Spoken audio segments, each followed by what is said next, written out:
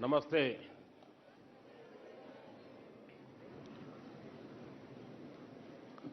शायद इतनी ठंड में पहली बार परीक्षा पे चर्चा हो रही है। आमतौर पर फरवरी में करते हैं, लेकिन अब विचार आया कि आप सबको 26 जनवरी का भी लाभ मिले। फायदा उठाया ना, जो बाहर के हैं उन्होंने गए थे कर्तव्य पथ पे। कैसा लगा? बहुत अच्छा लगा। अच्छा, घर जाके क्या बताएंगे? कुछ नहीं बताएंगे। अच्छा साथियों, समय ज्यादा लेता नहीं हूं मैं, लेकिन मैं इतना जरूर कहूंगा कि परीक्षा पे चर्चा मेरी भी परीक्षा है।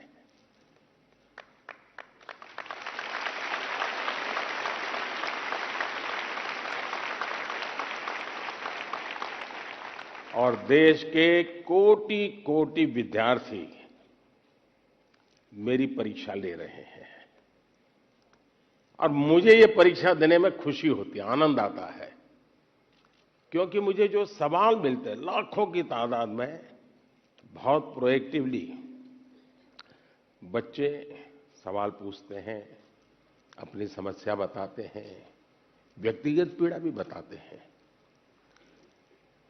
मेरे लिए बड़ा सौभाग्य है कि मेरे देश का युवा मन क्या सोचता है, किन उलझनों से गुजरता है, देश से उसकी अपेक्षाएं क्या है, सरकारों से उसकी अपेक्षाएं क्या है, उसके सपने क्या है, संकल्प क्या है। यानी सचमुच में मेरे लिए ये बहुत बड़ा खजाना है। और मैं तो मेरी सिस्टम को कहा हुआ है कि इन सारे सवालों को इकट्ठा करके रखिए। कभी 10-15 साल के बाद मौका मिलेगा तो उसको सोशल साइंटिस्टों के द्वारा उसका एनालिसिस करेंगे। और पीढ़ी बदलती जाती है, वैसे स्थितियां जैसे बदलती जाती हैं, वैसे उनके सपने, उनके संकल्प, उनकी सोच कैसे बहुत माइक्रो तरीके से बदलती है, इसका एक बहुत बड़ा थीसिस शायद ही इतना सैंपल किसी के पास नहीं होगा जी तक। आप लोग मुझे सवाल पूछ करके भेजते हैं। चलिए, लंबी बातें नहीं करते हैं। मैं चाहूंगा कि कहीं से शुरू करें, ताकि हर बार मेरे पर एक शिकायत आती है कि साहब ये कार्यक्रम बहुत लंबा चलता है। आपका क्या मत है? लंबा चलता है? लंबा चलना चाहिए? अच्छा, मुझे और कोई काम करना नहीं है। अच्छा ठीक है, आप ही के लिए हूं। बताइए क्या करेंगे? कौन पहले पूछते हैं? दुनिया को बदलने की तमन्ना हो अगर, दुनिया को बदलने की तमन्ना हो अगर, दुनिया को नहीं खुद को बदलना सीखे। माननीय प्रधानमंत्री जी, आपका प्रेरक एवं ज्ञानवर्धक उद्बोधन सदैव हमें सकारात्मक ऊर्जा एवं विश्वास से भर देता है। आपके बृहद अनुभव एवं ज्ञानपूर्ण मार्गदर्शन की हम सब उत्सुकता से प्रतीक्षा कर रहे हैं। माननीय, आपके आशीर्वाद एवं अनुमति से हम इस कार्यक्रम का शुभारंभ करना चाहते हैं।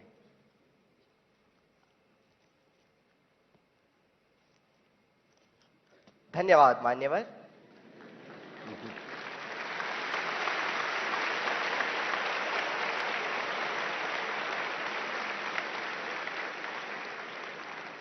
माननीय प्रधानमंत्री जी, अपनी समृद्ध सांस्कृतिक विरासत और स्थापत्य सौंदर्य के लिए प्रसिद्ध शहर मदुरई से अश्विनी एक प्रश्न पूछना चाहती हैं।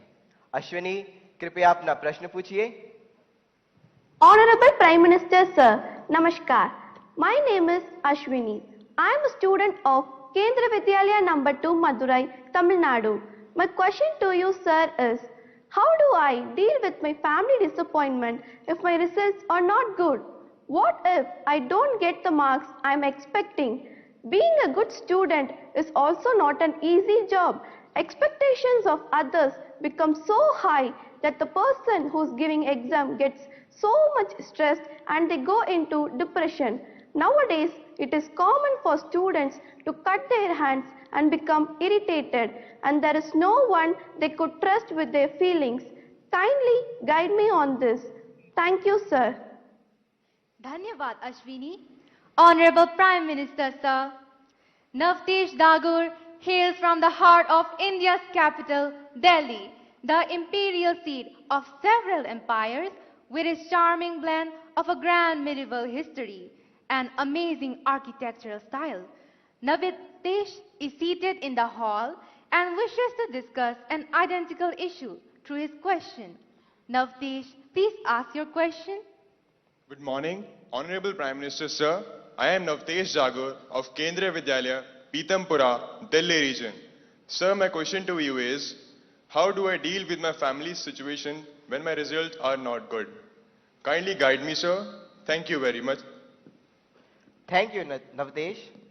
माननीय प्रधानमंत्री जी, संसार को शांति और करुणा का संदेश देने वाले भगवान बुद्ध, गुरु गोविंद सिंह तथा वर्धमान महावीर की जन्मभूमि प्राचीन नगर पटना से प्रियंका कुमारी कुछ इसी प्रकार की समस्या से जूझ रही हैं और आपका मार्गदर्शन चाहती हैं। प्रियंका, कृपया अपना प्रश्न पूछिए। नमस्ते माननीय प्रधानमंत्री जी, मेरा नाम प्रियंका कुमारी है। मैं रवीन बालिका +2 विद्यालय से राजेंद्र नगर पटना से 11वीं की छात्रा हूँ। मेरा प्रश्न यह है कि मेरे परिवार में सब अच्छे नंबर से पास हुए हैं, मुझे भी अच्छा नंबर लाना है। इसके लिए मैं तनाव में चली गई हूँ, इसके लिए आप मुझे मार्गदर्शन दें। धन्यवाद। धन्यवाद प्रियंका।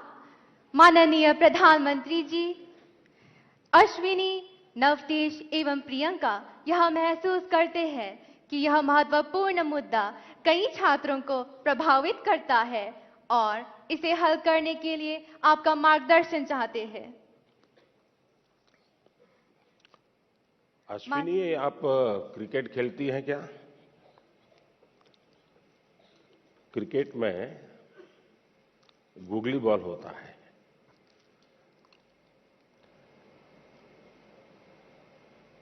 निशाना एक होता है, दिशा दूसरी होती है। मुझे लगता है कि आप पहले ही बॉल में मुझे आउट करना चाहती हो।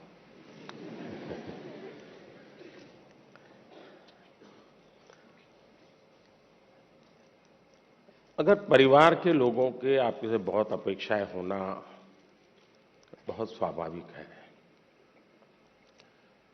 और उसमें कुछ गलत भी नहीं है, लेकिन अगर परिवार के लोग अपेक्षाएं सोशल स्टेटस के कारण कर रहे हैं तो वो चिंता का विषय है। उनका सोशल स्टेटस का उन पर इतना दबाव होता है, उनके मन पे इतना प्रभाव होता है कि उनको लगता है कि जब सोसाइटी में जाएंगे तो बच्चों के लिए क्या बताएंगे, अगर बच्चे वीक हैं तो कैसे उनके सामने चर्चा करेंगे। और कभी-कभी माँ बाप भी आपकी क्षमता को जानने के बावजूद भी अपने सोशल स्टेटस के कारण अपने आसपास के साथियों दोस्तों में क्लब में जाते हैं, सोसाइटी में जाते हैं, कभी तालाब में कपड़े धोए जाते हैं, बैठते हैं, बातें करते हैं, बच्चों की बातें निकलती हैं, फिर उनको एक इंफीरियरिटी कॉम्प्लेक्स आता है और इसलिए बाहर बहुत बड़ी बड़ी बातें बता देते हैं अपने बच्चों के लिए और फिर धीरे धीरे वो इंटरनलाइज कर लेते हैं और फिर घर में आकर के भी वही अपेक्षाएं करते हैं और समाज जीवन में ये सहज प्रवृत्ति बनी हुई है। दूसरा, आप अच्छा करेंगे तो भी हर कोई आपसे नई अपेक्षा करेगा। हम तो राजनीति में हैं, हम कितने ही चुनाव क्यों न जीत लें, लेकिन ऐसा दबाव पैदा किया जाता है कि हमें हारना ही नहीं है। 200 लाए हैं तो बोले 250 क्यों नहीं लाए, 250 लाए तो 300 क्यों नहीं लाए, 300 लाए तो 350 क्यों नहीं लाए। चारों तरफ से दबाव बनाया जाता है। लेकिन क्या हमें इन दबावों से दबना चाहिए क्या? पल भर सोचिए कि आपको जो दिन भर कहा जाता है, चारों तरफ से जो सुना जाता है, उसी में अपना समय बर्बाद करेंगे कि आप अपने भीतर देखेंगे, अपनी क्षमता, अपनी प्रायोरिटी, अपनी आवश्यकता, अपने इरादे, थोड़ा हर अपेक्षाओं को उसके साथ जोड़िए। आप कभी क्रिकेट मैच देखने गए होंगे तो आपने देखा होगा कि कुछ बैट्समैन खेलने के लिए आते हैं और पूरा स्टेडियम, हजारों लोग होते हैं स्टेडियम में, वे चिल्लाना शुरू करते हैं, चौका चौका चौका, छक्का छक्का, शिक्षक। क्या वो ऑडियंस की डिमांड के ऊपर चौके और छक्के लगाता है क्या?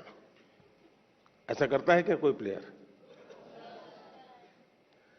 चिल्लाते रहे, कितना ही चिल्लाते रहे, उसका ध्यान उस बॉल पर ही होता है जो आ रहा है। उस बॉलर के माइंड को स्टडी करने की कोशिश करता है और जैसा बॉल है वैसे ही खेलता है, न कि ऑडियंस चिल्लाता है। फोकस रहता है।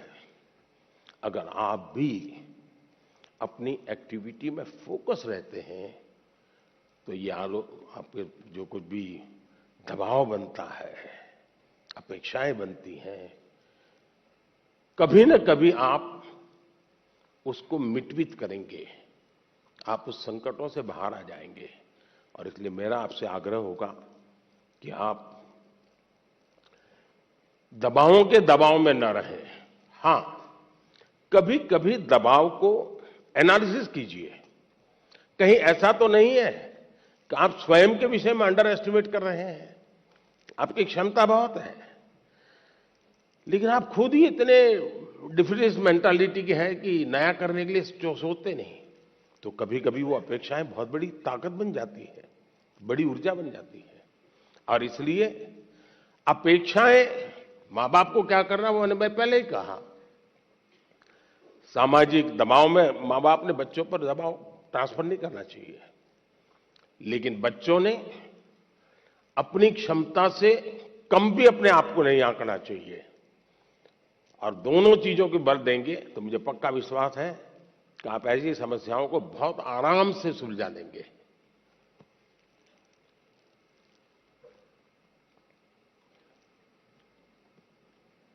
कहां गए एंकर?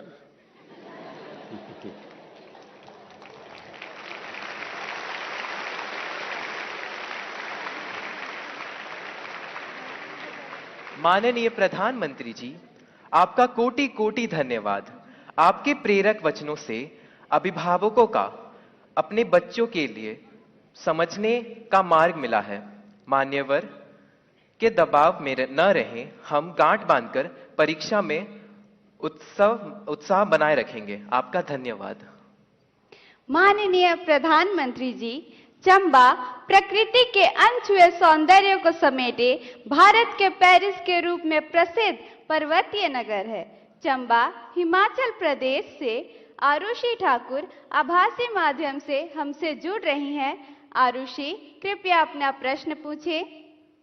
माननीय प्रधानमंत्री जी नमस्कार। मेरा नाम आरुषि ठाकुर है और मैं केंद्रीय विद्यालय बनीखेत ढलौजी, जिला चंबा की कक्षा 11वीं की छात्रा हूँ। माननीय, मेरा आपसे यह प्रश्न है कि परीक्षा के दौरान जो बात मुझे सबसे ज्यादा परेशान करती है वह यह है कि मैं पढ़ाई कहाँ से शुरू करूँ। मुझे हमेशा लगता है कि मैं सब कुछ भूल गई हूँ और मैं इसी के ही बारे में सोचती रहती हूँ, जो मुझे काफी तनाव देता है। कृपया कर मार्गदर्शन कीजिए। धन्यवाद सर। धन्यवाद आरुषि। माननीय प्रधानमंत्री जी, भारत में धान का कटोरा के नाम से प्रसिद्ध राज्य छत्तीसगढ़ की राजधानी है रायपुर। रायपुर की अदिति दीवान इसी समस्या पर अपनी मन की जिज्ञासा का समाधान चाहती है। अदिति, अपना प्रश्न पूछिए। माननीय प्रधानमंत्री जी, नमस्कार। मेरा नाम अदिति दीवान है और मैं कृष्णा पब्लिक स्कूल रायपुर छत्तीसगढ़ में कक्षा 12वीं की छात्रा हूँ। मेरा आपसे यह प्रश्न है कि मैं इस बात को लेकर चिंतित रहती हूँ कि मुझे बहुत कुछ करना है, लेकिन अंतिम तक मैं कुछ भी नहीं कर पाती हूँ, क्योंकि मेरे पास बहुत सारे कार्य होते हैं।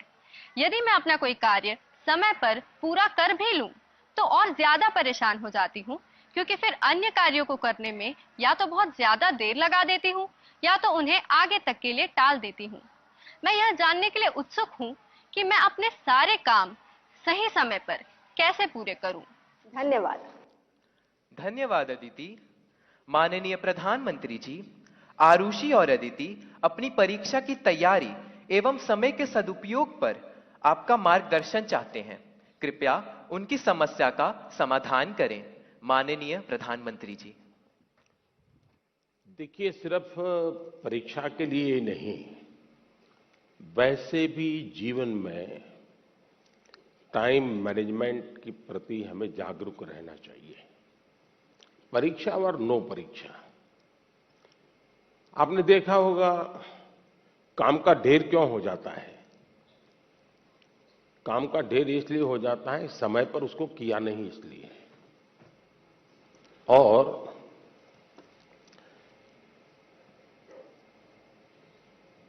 काम करने की कभी थकान नहीं होती है जी। काम करने से संतोष होता है। काम न करने से थकान लगती है। सामने दिखता है, अरे इतना सारा काम, इतना सारा काम, और उसी की थकान लगती है। करना शुरू करें। दूसरा, आप कभी कागज पे अपना पेन पेंसिल लेके डायरी पे लिखिए। एक हफ्ते भर आप नोट कीजिए कि आप अपना समय कहां बिताते हैं। अगर पढ़ाई भी करते हैं तो कितना समय किस विषय को देते हैं, और उसमें भी शॉर्टकट ढूंढते हैं कि बेसिक में जाते हैं, बारीकियों में जाते हैं। थोड़ा अपना एक एनालिसिस कीजिए। मैं पक्का मानता हूं कि आपको ध्यान में आएगा कि आप जो आपकी पसंद की चीजें हैं उसी में सबसे ज्यादा समय लगाते हैं और उसी में खोए रहते हैं। फिर 3 विषय ऐसे हैं जो कम पसंद है लेकिन जरूरी है, वो फिर आपको बोझ लगेगा। मैंने 2-2 घंटे मेहनत की लेकिन ये तो हुआ नहीं। और इसलिए आप सिर्फ पढ़ना 2 घंटे ऐसा नहीं, लेकिन पढ़ने में भी जब फ्रेश माइंड है तब जो सबसे कम पसंद विषय है, आपको सबसे ज्यादा कठिन लगता है, तय कीजिए पहली 30 मिनट इसको, फिर एक पसंदगी वाला विषय है 20 मिनट उसको, फिर थोड़ा कम पसंद वाला 30 मिनट उसको।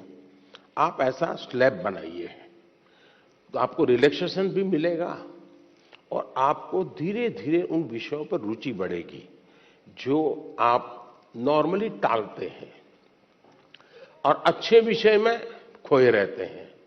और समय भी तो बहुत जाता है। आपने देखा होगा, आप में से जो लोग पतंग चगाते होंगे, मुझे तो बचपन में बहुत शौक था। पतंग की जो माजा होता है, धागा होता है, वो कभी एक दूसरे में उलझ जाकर के एकदम से बड़ा गुच्छा बन जाता है। अब बुद्धिमान इंसान क्या करेगा? यूं यूं खींचेगा क्या? ताकत लगाएगा क्या? ऐसा नहीं करेगा। वो धीरे से एक एक तार को पकड़ने की कोशिश करेगा कि खुलने का रास्ता कहां है, और फिर धीरे धीरे धीरे खोलेगा तो इतना बड़ा गुच्छा भी आराम से खुल जाएगा और सारा माजा, सारा धागा एक जैसी जरूरत है वैसा उसके हाथ लग जाएगा। हमें भी उस पर जोर जबरदस्ती नहीं करनी है, आराम से सॉल्यूशन निकालना है। और अगर आराम से सॉल्यूशन निकालेंगे तो मुझे पक्का विश्वास है कि आप उसको बड़े ढंग से करेंगे। दूसरा, आपने कभी घर में अपनी मां के काम को ऑब्जर्व किया है क्या? यूं तो आपको अच्छा लगता है कि जैसे स्कूल से आए तो मां ने सब रेडी करके रखा था, सुबह स्कूल जाना था तो मां ने सब तैयार करके रख दिया था, लगता तो बहुत अच्छा है। लेकिन क्या कभी ऑब्जर्व किया है कि मां का टाइम मैनेजमेंट कितना बढ़िया है? उसको पता है सुबह ये है तो मुझे 6 बजे ये करना पड़ेगा, 6:30 बजे ये करना पड़ेगा, उसको 9 बजे जाना है तो ये करना पड़ेगा, वो 10 बजे घर आएगा तो ये करना पड़ेगा। यानी इतना परफेक्ट टाइम मैनेजमेंट मां का होता है। और जबकि काम सबसे ज्यादा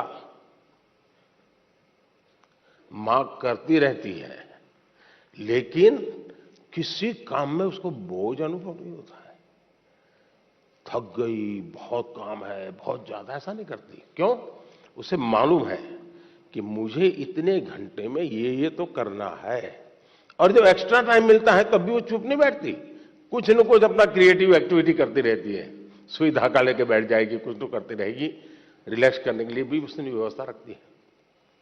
अगर मां की गतिविधि को ढंग से ऑब्जर्व करोगे तो भी आपको एज ए स्टूडेंट अपना टाइम मैनेजमेंट का महत्व क्या होता है, और टाइम मैनेजमेंट ने 2 घंटे, 4 घंटे, 3 घंटे ये नहीं, माइक्रो मैनेजमेंट चाहिए। किस विषय को कितना टाइम देना है, किस काम को कितना टाइम देना है, और इतना बंधन भी नहीं डालने हैं कि बस 6 दिन तक ये करूंगा ही नहीं क्योंकि मुझे पढ़ना है।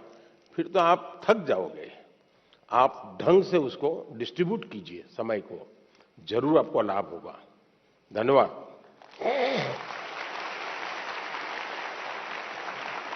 Thank you, Honorable Prime Minister, sir, for guiding us to be methodical and systematic in order to be an effective student. Honorable Prime Minister, sir, Rupesh Kashyap, hailing from Bastar district of Chhattisgarh, is known for his distinctive tribal art, the enchanting Chitrakoot waterfalls, and the finest quality of bamboo. Rupesh is present here with us and needs your advice on a topic that is of vital significance. Rupesh, please ask your question. Good morning, Honorable Prime Minister, sir. My name is Rupesh Kashyap. I am a student of class 9 from Swami Atmanand Government English. Camera उस बच्ची पे लगाइए। हाँ। From Swami Atmanand Government English Medium School, Darwa, District Bastar, Chhattisgarh. Sir, my question is, how can I avoid unfair means in exams? Thank you, sir. Thank you, Rupesh.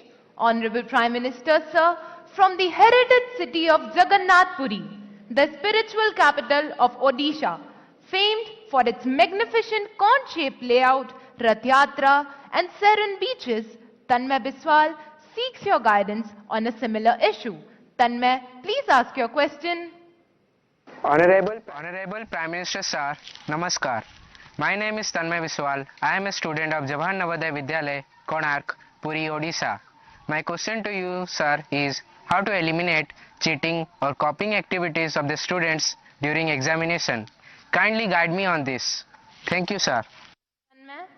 माननीय प्रधानमंत्री जी, रुपेश और तन्मय परीक्षा में अनुचित साधनों के प्रयोग से कैसे बचा जाए, इस विषय पर आपका मार्गदर्शन चाहते हैं। श्रद्धेय प्रधानमंत्री जी। मुझे खुशी हुई कि हमारे विद्यार्थियों को भी ये लग रहा है कि परीक्षा में जो गलत प्रैक्टिसेस होती हैं, माल प्रैक्टिसेस होती हैं, उसका कोई रास्ता खोजना चाहिए। खास करके जो मेहनती विद्यार्थी होते हैं, उनको जरूर इसका बहुत ही चिंता रहती है कि मैं इतनी मेहनत करता हूं और ये चोरी कर करके, कॉपी कर करके, नकल करके अपना गाड़ी चला लेता है। पहले भी शायद चोरी तो करते होंगे लोग, नकल तो करते होंगे, लेकिन छुप छुप करके करते होंगे। अब तो बड़े गर्व से कहते हैं आज सुपरवाइजर को बुद्धू बना दिया।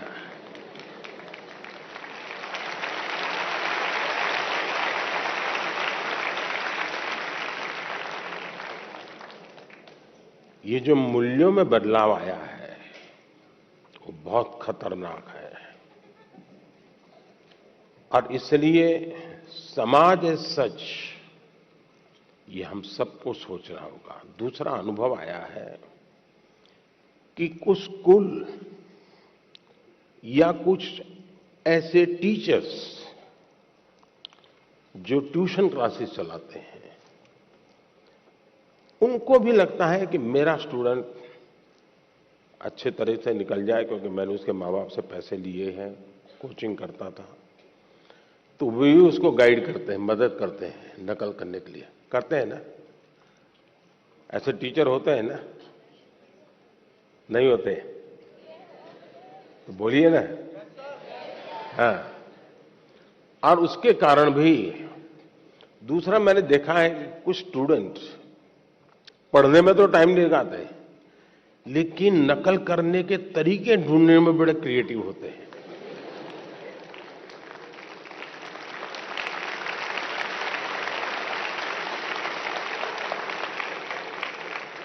उसमें घंटे लगा देंगे, वो कापली बनाएंगे तो उसमें छोटे छोटे छोटे अक्षरों की बनाएंगे। कभी कभी तो मुझे लगता है कि इसके बजाय वो नकल के तरीके, नकल की टेक्निक, उसमें जितना दिमाग खपाता है, और बड़े क्रिएटिव होते हैं ये चोरी करने वाले, इसके बजाय अगर उतना ही समय उसी क्रिएटिविटी को, टैलेंट को सीखने में लगा देता तो शायद वो अच्छा कर पाता। किसी ने उसको गाइड करना चाहिए था, किसी ने उसको समझाना चाहिए था। दूसरा ये बात समझ के चले, अब जिंदगी बहुत बदल चुकी है, जगत बहुत बदल चुका है, और इसलिए ये बहुत आवश्यक है कि एक एग्जाम से निकले मतलब जिंदगी निकल गई, ये संभव नहीं है जी। आज आपको डगर डगर हर जगह पे कोई न कोई एग्जाम देनी पड़ती है। कितनी जगह पे नकल करोगे जी? और इसलिए जो नकल करने वाला है वो शायद एक आध दो एग्जाम को तो निकल जाएगा, लेकिन जिंदगी कभी पार नहीं कर पाएगा।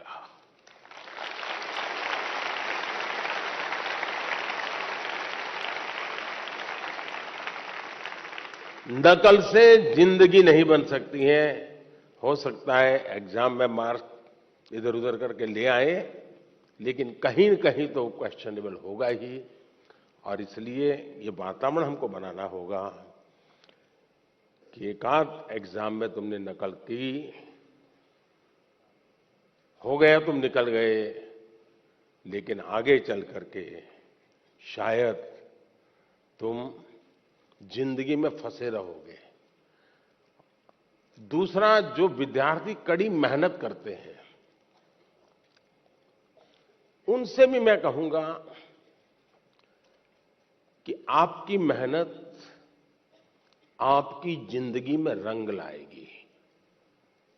हो सकता है कोई ऐसा ही फालतू 2-4 मार्क्स आपसे ऊपर ले जाएगा, लेकिन वो कभी भी आपकी जिंदगी की रुकावट नहीं बन पाएगा। आपके भीतर की जो ताकत है, आपके भीतर की जो ताकत है, वही ताकत आपको आगे ले जाएगी। कृपा करके उसको तो फायदा हो गया, चलो मैं भी उस रास्ते पर चल पड़ूं, ऐसा कभी मत करना, कभी मत करना दोस्तों। एग्जामें तो आती हैं जाती हैं, हमें जिंदगी जीनी है, जी भर के जीनी है, जीतते जीतते जिंदगी जीनी है। और इसलिए हमें शॉर्टकट की तरफ नहीं जाना चाहिए। और आपने जानता है, रेलवे स्टेशन पर आपने देखा होगा, हर रेलवे स्टेशन पे पटरी जहां होती है ना, वहां ब्रिज होता है। तुम लोग ब्रिज पे जाना पसंद नहीं करते, पटरी कूद करके जाते हैं, कोई कारण नहीं, ऐसे ही बस मजा आता है। तो वहां लिखा है shortcut will cut you short. इसलिए कोई अगर शॉर्टकट से कुछ कर लेता होगा, आप उसके टेंशन को पालिए मत, आप अपने आप को उससे मुक्त रखिए, आप अपने पर फोकस कीजिए, आपको अच्छा परिणाम मिलेगा। धन्यवाद। धन्यवाद माननीय प्रधानमंत्री जी, आपके वचन सीधे हमारे हृदय में उतर गए हैं। आपका धन्यवाद। Honourable prime minister sir, from Palakkad, the land of paddy fields, where the gentle breeze carries the aroma of harvested crops and the sound of traditional Kerala music, Sujal K seeks your guidance. Sujal, please ask your question. नमस्कार आदरणीय प्रधानमंत्री महोदय, मेरा नाम तेजस सुजय है। मैं 9वीं कक्षा में केंद्रीय विद्यालय कंजीकोट एर्नाकुलम संभाग का छात्र हूँ। मेरा प्रश्न यह है, हार्ड वर्क और स्मार्ट वर्क में से कौन सा वर्क जरूरी है? क्या अच्छी परिणामों के लिए दोनों जरूरी हैं? कृपया अपना मार्गदर्शन दीजिए। धन्यवाद श्रीमान। Thank you, Sujal. Honorable Prime Minister sir. क्या सवाल था उनका?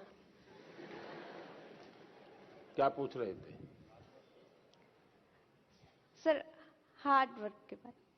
हार्ड वर्क और स्मार्ट वर्क। हार्ड वर्क और smart work. Thank you sir.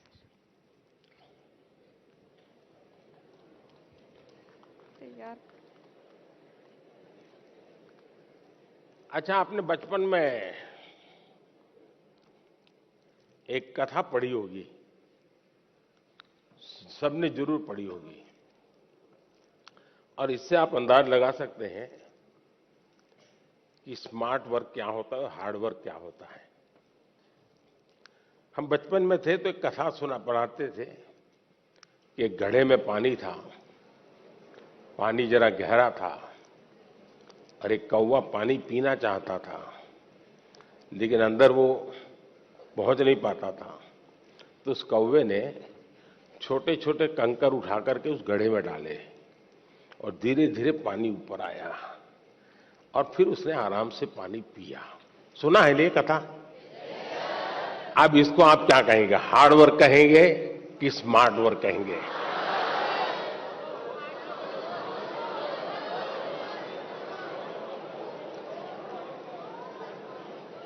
और देखिए, ये जब कथा लिखी गई ना, तब स्ट्रॉ नहीं था, वरना एक कौवा बाजार में जाके स्ट्रॉ लेके आता। देखिए, कुछ लोग होते हैं जो हार्ड वर्क ही करते रहते हैं, कुछ लोग होते हैं जिनके जीवन में हार्ड वर्क का नामो निशान नहीं होता है, कुछ लोग होते हैं जो हार्डली स्मार्ट वर्क करते हैं, और कुछ लोग होते हैं जो स्मार्टली हार्ड वर्क करते हैं।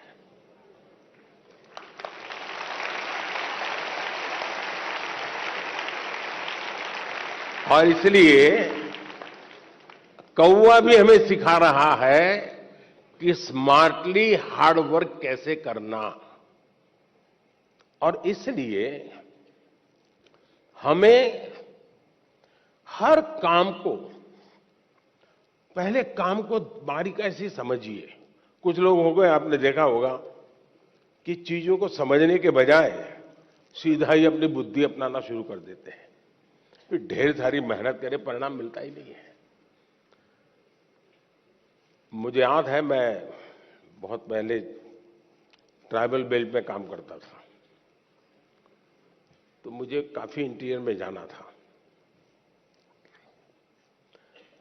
तो किसी ने हमें, उस जमाने की जो पुरानी जीप होती थी, उसने व्यवस्था की कि आप उसको लेके जाइए।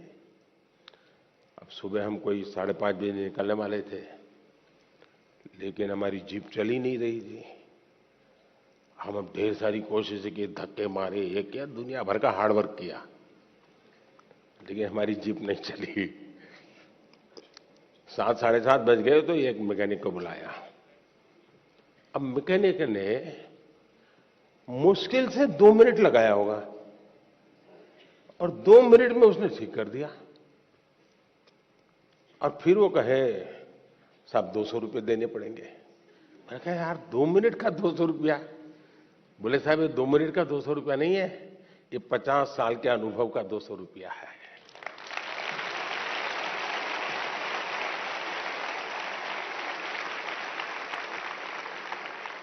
अब हम हार्ड वर्क कर रहे थे, जीप नहीं चल रही थी। उसने स्मार्टली थोड़े से बोल्ट टाइट करने थे, हार्डली उसको 2 मिनट लगा होगा जी, गाड़ी चल गई।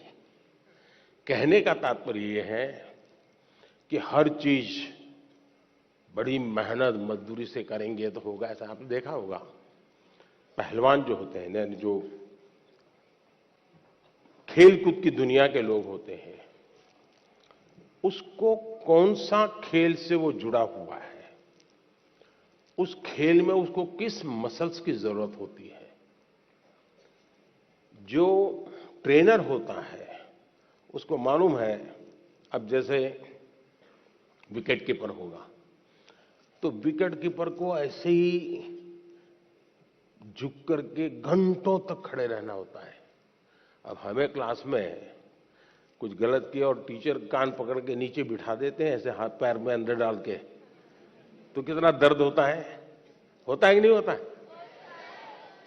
एक तो साइकोलॉजिकल भी होता है, फिजिकल भी होता है कि पैर ऐसे करके कान पकड़ के बैठना होता है, तकलीफ होती है ना।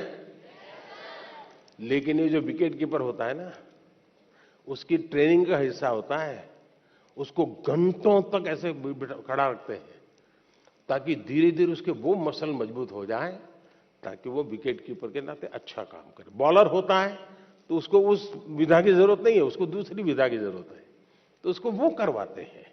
और इसलिए हमें भी जिस चीज पे जरूरत है वहीं फोकस करना चाहिए जो हमारे लिए उपयोगी है।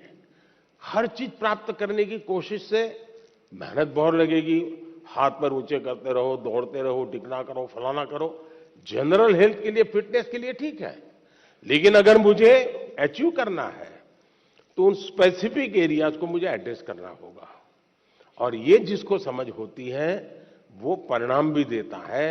अगर बॉलर है और उसके ये मसल्स ठीक नहीं है तो कहां बॉलिंग कर पाएगा, कितनी ओवर कर पाएगा। जो लोग वेट लिफ्टिंग करते हैं उनके अलग प्रकार के मसल्स को मजबूत करना होता है। हार्ड वर्क तो वो भी करते हैं, लेकिन वो स्मार्टली हार्ड वर्क करते हैं, और स्मार्टली हार्ड वर्क करते हैं तब जाकर के परिणाम मिलता है। बहुत बहुत धन्यवाद। Thank you, Honorable Prime Minister, sir, for your insightful guidance on choosing consistent hard work in our lives. माननीय प्रधानमंत्री जी, गुरु द्रोणाचार्य के नाम से विख्यात साइबर सिटी हरियाणा के प्रसिद्ध औद्योगिक नगर गुरुग्राम की छात्रा जोविता पात्रा सभागार में उपस्थित है और आपसे प्रश्न पूछना चाहती है। जोविता, कृपया अपना प्रश्न पूछें। Namaskar, Honorable Prime Minister Sir. My name is Jovita Patra and I am a student of class 10th of Jawahar Navodaya Vidyalaya, Gurugram, Haryana. It's my privilege and great honor to participate in the Pariksha Pe Charcha 2023. Honorable Prime Minister Sir, my question to you is, being an average student, how can I focus on my studies? Kindly guide me on this issue. Thank you, sir. धन्यवाद जोविता। माननीय प्रधानमंत्री जी, जोविता पात्रा एक average student आपसे exam में कैसे बेहतर करे इसके बारे में आपसे मार्गदर्शन चाहते हैं। कृपया उनका मार्गदर्शन करें। माननीय प्रधानमंत्री जी। सबसे पहले तो मैं आपको बधाई देता हूं कि आपको पता है कि आप एवरेज हैं।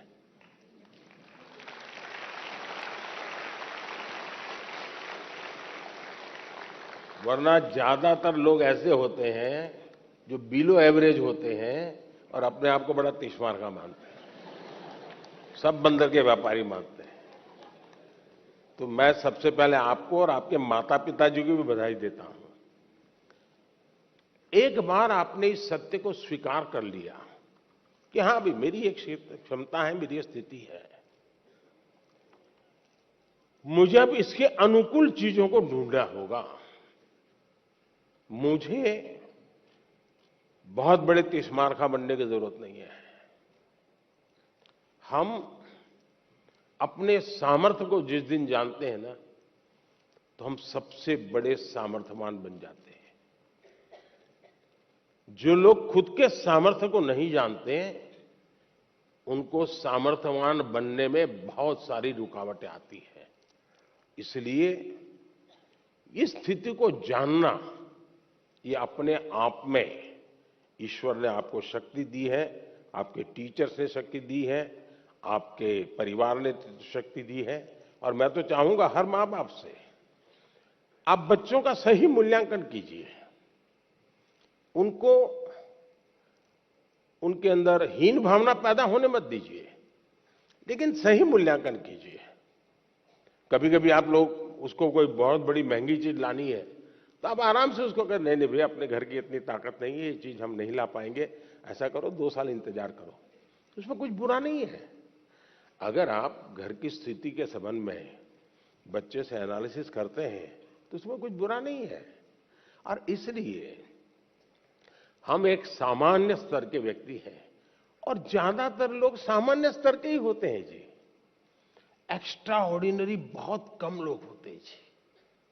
लेकिन सामान्य लोग असामान्य काम करते हैं, और जब सामान्य व्यक्ति असामान्य काम करते हैं, तब वो कहीं ऊंचाई पर चले जाते हैं, एवरेज के मानदंड को तोड़ करके निकल जाते हैं।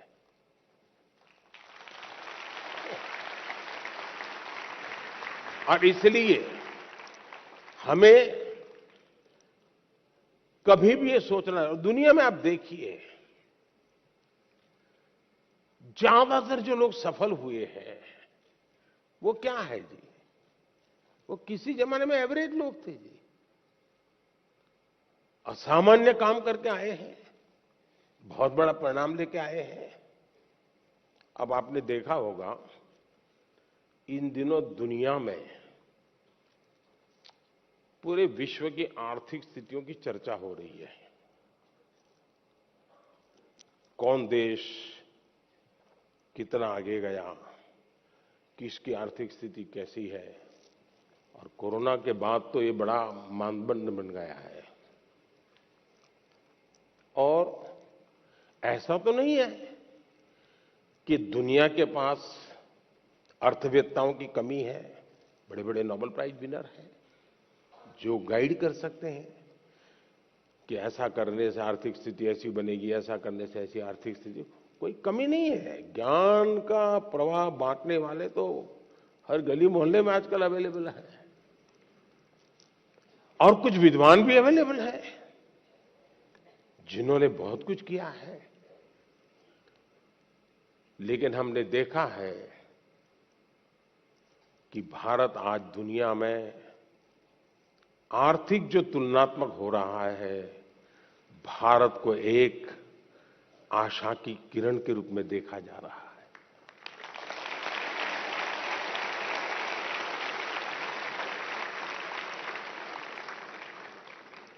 आपने 2-3 साल पहले देखा होगा, हमारी सरकार के विषय में यही लिखा जाता था कि इनके पास कोई इकोनॉमिस्ट नहीं है, सब एवरेज लोग हैं, प्राइम मिनिस्टर को भी इकोनॉमिक्स का कोई ज्ञान नहीं, ऐसा ही लिखा जाता था।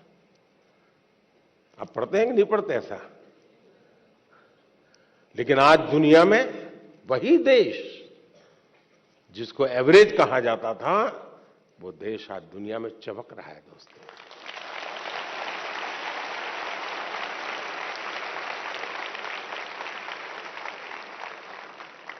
और इसलिए हम इस प्रेशर में न रहे दोस्तों कि आप एक्स्ट्रा ऑर्डिनरी नहीं है, और दूसरी बात, आप एवरेज भी होंगे, आपके भीतर कुछ न कुछ तो एक्स्ट्राऑर्डिनरी होगा ही होगा। और जो एक्स्ट्राऑर्डिनरी है उनके भीतर भी कुछ न कुछ एवरेज होगा। हर एक के पास ईश्वर ने एक अभूतपूर्व क्षमता दी होती है, बस आपको उसको पहचानना है, उसको खाद पानी डालना है, आप बहुत तेजी से आके निकल जाएंगे, ये मेरा विश्वास है। धन्यवाद। Thank you, Honorable Prime Minister, sir, for your wonderful encouragement to make many students and Indians feel valued and cherished. Honorable Prime Minister, sir, Mannat Bajwa hails from the capital city of Chandigarh, famed for its remarkable blend of urban planning with modern architecture and the scenic rock garden of the legendary Nek Chand. She seeks your guidance on a fundamental issue that affects many students like her. Mannat, please ask your question. माननीय प्रधानमंत्री जी, नमस्कार। मेरा नाम मन्नत बाजवा है। मैं saint Joseph senior secondary school की छात्रा हूँ। मेरा आपसे प्रश्न यह है कि जब मैं अपने आप को आप जैसे प्रतिष्ठित स्थान पर रखकर कल्पना करती हूँ, जहाँ भारत जैसे देश को चलाना, जहाँ इतनी बड़ी जनसंख्या है और जहाँ अपनी राय रखने वालों की बहुतायत है, आपके बारे में नकारात्मक राय रखने वाले लोग भी हैं। क्या वह आपको प्रभावित करते हैं? यदि हाँ करते हैं, तो आप आत्मसंदेह की भावना से कैसे उभरते हैं? मैं इसमें आपसे मार्गदर्शन चाहती हूँ। धन्यवाद श्रीमान। Thank you, Mannat. Honorable Prime Minister, sir, Astami Sen resides in South Sikkim, an area famous for its tea gardens, breathtaking beauty, and tranquil, undisturbed, snow-clad Himalayas. She also requests your directions on identical matter that needs to be addressed. Astami, please ask your question. माननीय प्रधानमंत्री जी, नमस्कार। मेरा नाम अष्टमी सेन है। मैं कक्षा 11वीं की छात्रा डीएवी पब्लिक स्कूल रंगित नगर दक्षिण सिक्किम से हूँ। मेरा प्रश्न आपसे ये है कि जब विपक्ष और मीडिया आपकी आलोचना करते हैं तो आप कैसे इनका सामना करते हैं, जबकि मैं अपने अभिभावकों की शिकायतों एवं निराशाजनक बातों का सामना नहीं कर पाती हूँ। कृपया मेरा मार्गदर्शन कीजिए। धन्यवाद श्री। थैंक यू अष्टमी। माननीय प्रधानमंत्री जी, राष्ट्रपिता महात्मा गांधी, सरदार पटेल और स्वामी दयानंद सरस्वती जैसे महापुरुषों की जन्मभूमि गुजरात की कुमकुम प्रताप भाई सोलंकी आभासी माध्यम से जुड़ रही हैं और इसी तरह की दुविधा में हैं। कुमकुम आपसे मार्गदर्शन चाहती है। कुमकुम, कृपया अपना प्रश्न पूछिए। माननीय प्रधानमंत्री महोदय, मेरा नाम सोलंकी कुमकुम है। मैं कक्षा 12वीं श्री हडाला बाल हाई स्कूल, जिला अहमदाबाद, गुजरात की छात्रा हूँ। मेरा प्रश्न यह है कि आप इतने बड़े प्रजातांत्रिक देश के प्रधानमंत्री हैं, जिन्हें कितनी सारी चुनौतियों का सामना करना पड़ता है। आप इन चुनौतियों से कैसे लड़ते हैं? कृपया करके मुझे मार्गदर्शन दीजिए। धन्यवाद। Thank you Kumkum. Honourable prime minister sir, Akash Zarira lives in the Silicon Valley of India, Bengaluru, known for being a perfect gateway to a plethora of activities, both traditional and modern. Through his question, he seeks your advice on a somewhat similar matter that has been concerning him for a while. Akash, please ask your question. नमस्ते मोदी जी, मैं आकाश दरीरा 12वीं कक्षा Whitefield global school Bangalore से। मेरा आपसे यह प्रश्न है कि मेरी नानी जी कविता ए माखीजा मुझे हमेशा सलाह देती है आपसे सीखने के लिए कि आप कैसे विपक्ष के लगाए हुए हर आरोप, हर आलोचना को टॉनिक और अवसर के रूप में देखते हैं। आप ऐसे कैसे करते हैं मोदी जी? कृपया हम युवाओं को भी प्रेरणा दें ताकि हम जीवन के हर परीक्षा में सफल हो। धन्यवाद। थैंक यू आकाश। माननीय प्रधानमंत्री जी, आपका जीवन करोड़ों युवाओं का प्रेरक रहा है। मन्नत, अष्टमी, कुमकुम और आकाश जीवन में आने वाली चुनौतियों में कैसे सकारात्मक रहकर सफलता प्राप्त करें, इस विषय पर आपका अनुभव जानना चाहते हैं। कृपया मार्गदर्शन करें। माननीय प्रधानमंत्री जी। आप लोग एग्जाम देते हैं और घर आकर के जब परिवार के साथ या दोस्तों के साथ बैठते हैं कभी टीचर से निकट नाता है तो उनसे बैठते हैं, और कोई सवाल का जवाब ठीक नहीं आया तो आपका पहला रिएक्शन होता है ये आउट ऑफ सिलेबस था। यही होता है ना, तो ये भी आउट ऑफ सिलेबस है। लेकिन मैं अंदाज कर सकता हूं कि आप क्या कहना चाहते हैं। अगर आपने मुझे न जोड़ा होता तो शायद आप अपनी बात को और ढंग से कहना चाहते होंगे, लेकिन शायद आपको मालूम है कि आपके परिवार वाले भी सुन रहे हैं, तो ऐसा खुल करके बोलने में खतरा है। इसलिए बड़ी चतुराई से आपने मुझे अंदर लपेट लिया है। देखिए, जहां तक मेरा सवाल है, मेरा एक कन्विक्शन है और मेरे लिए ये आर्टिकल ऑफ फेथ है। मैं सिद्धांततः मानता हूं कि समृद्ध लोकतंत्र के लिए आलोचना एक शुद्धि यज्ञ है।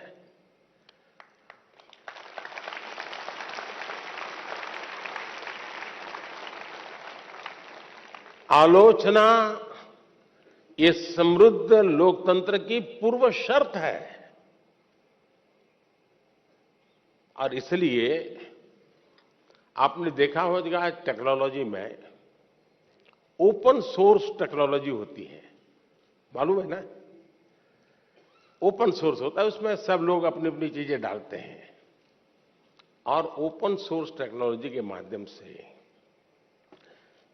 ये अलाउ किया जाता है कि देखिए भी हमने ये किया है, हम यहां जाकर के अटके हैं, हो सकता है कुछ कमियां होगी, तो लोग उसके अंदर अपने अपने टेक्नोलॉजी को इंसर्ट करते हैं, और काफी लोगों के प्रयास से वो एकदम से समृद्ध एक सॉफ्टवेयर बन जाता है।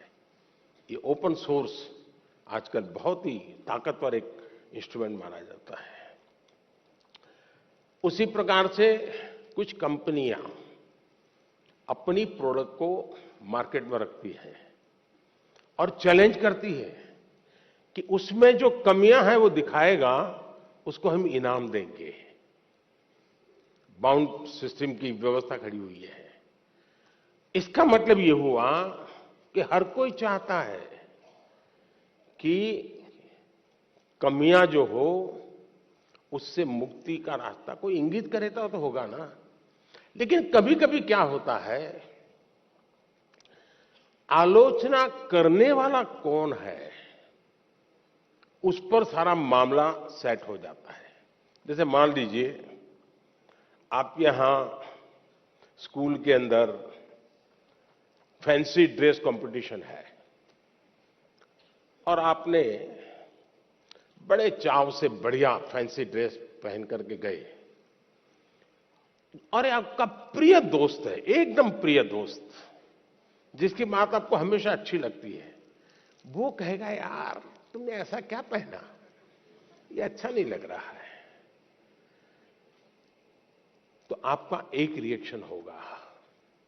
और एक स्टूडेंट है जो आपको थोड़ा कम पसंद है, नेगेटिव वाइब्रेशंस हमेशा आते हैं उसको देखते ही, आपको उसके बातें बिल्कुल पसंद नहीं है, वो कहेगा देखो ये क्या पहन के आया है, कैसे पहनते हैं क्या। तो आपका एक दूसरा रिएक्शन होगा। क्यों? जो अपना है वो कहता है तो आप उसको पॉजिटिव लेते हैं उस आलोचना को, लेकिन जो आपको पसंद नहीं है वो वही कह रहा है, लेकिन आपको गुस्सा आता है, तू कौन होता है, मेरी मर्जी। ऐसा ही होता है ना। उसी प्रकार से आप आलोचना करने वाले आदतन करते रहते हैं, तो उनको एक बक्से में डाल दीजिए, दिमाग खपाइए मत ज्यादा, क्योंकि उनका इरादा कुछ और है। अब घर में आलोचना होती है क्या? मैं समझता हूं कुछ गलती हो रही है। घर में आलोचना नहीं होती है, ये दुर्भाग्य का विषय है। आलोचना करने के लिए माँ बाप को भी बहुत अध्ययन करना पड़ता है, आपको ऑब्जर्व करना पड़ता है, आपके टीचर को मिलना पड़ता है, आपके दोस्तों की आदतें जाननी पड़ती है, आपकी दिनचर्या को समझना करना पड़ता है, आपको फॉलो करना पड़ता है, आपका मोबाइल फोन पर कितना टाइम जा रहा है, स्क्रीन पर कितना टाइम जा रहा है, सारा बहुत बारीकी से कुछ न बोलते हुए माँ बाप ऑब्जर्व करते हैं। फिर कभी आप किस अच्छे मूड में होते हैं वो देखते हैं, और जब अच्छे मूड में होते हैं, अकेले होते हैं, तब प्यार से वो कहते हैं, अरे यार देख बेटे, तुझमें इतनी क्षमता है, इतना सामर्थ्य है, देख तेरी शक्ति यहां क्यों जा रही है। तो वो सही जगह पे वो रजिस्टर होता है, वो आलोचना काम आ जाए। लेकिन आजकल माँ बाप को टाइम नहीं है, वो आलोचना नहीं करते, टोका टोकी करते हैं। और जो गुस्सा आपको आता है ना, वो टोका टोकी का आता है, कुछ भी करो।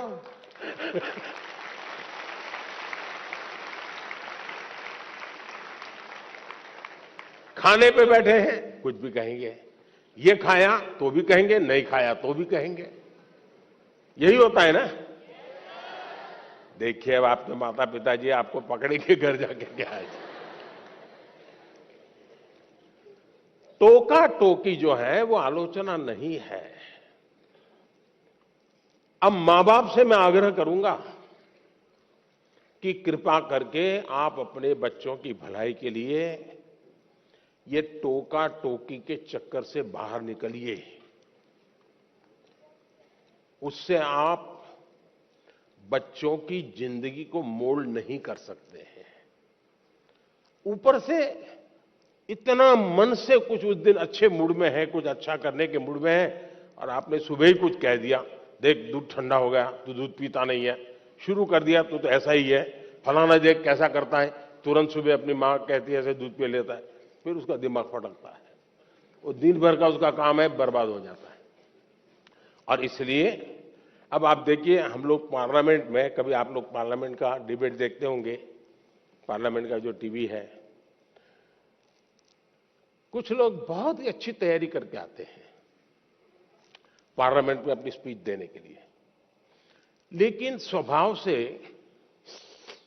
जो सामने विपक्ष के लोग होते हैं ना, वो आपकी साइकोलॉजी जानते हैं, तो कुछ में ऐसे ही कोई टिप्पणी कर देते बैठे बैठे, और उसको मालूम है कि टिप्पणी ऐसी है कि वो रिएक्ट करेगा ही करेगा। तो हमारा एमपी होता है, उसको लगता है अब इंपॉर्टेंट इसकी टिप्पणी है, इसलिए जो तैयारी करके आया है वो छूट जाती है और वो उसी की टिप्पणी को जवाब देता रहता है।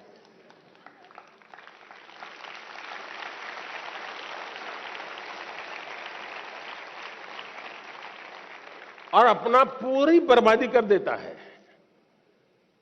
और अगर टिप्पणी है हंसी मजाक में, बॉल खेल लिया, छुट्टी कर दी, दूसरी सेकंड में अपने विषय पे चला जाता है, तो उसको फोकस एक्टिविटी का परिणाम मिलता है। और इसलिए हमें अपना फोकस छोड़ना नहीं चाहिए। दूसरी बात है, देखिए आलोचना करने के लिए बहुत मेहनत करनी पड़ती है, बहुत अध्ययन करना पड़ता है, उसका एनालिसिस करना पड़ता है, कंपैरिजन करनी पड़ती है, भूतकाल देखना पड़ता है, वर्तमान देखना पड़ता है, भविष्य देखना पड़ता है, बड़ी मेहनत करनी पड़ती है, तब जाके आलोचना संभव होती है। और इसलिए आजकल शॉर्टकट का जमाना है। ज्यादातर लोग आरोप करते हैं, आलोचना नहीं करते हैं। आरोप और आलोचना के बीच में बहुत बड़ी खाई है। हम आरोपों को आलोचना न समझे। आलोचना तो एक प्रकार से वो न्यूट्रिएंट है जो हमें समृद्ध करता है।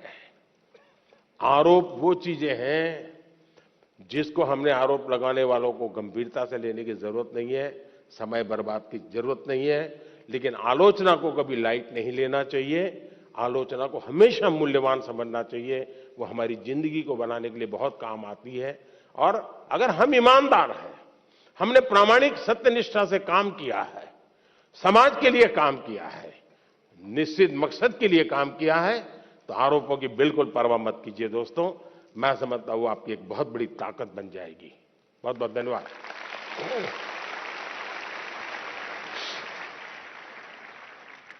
माननीय प्रधानमंत्री जी, आपकी सकारात्मक ऊर्जा ने करोड़ों देशवासियों को नया मार्ग दिखाया।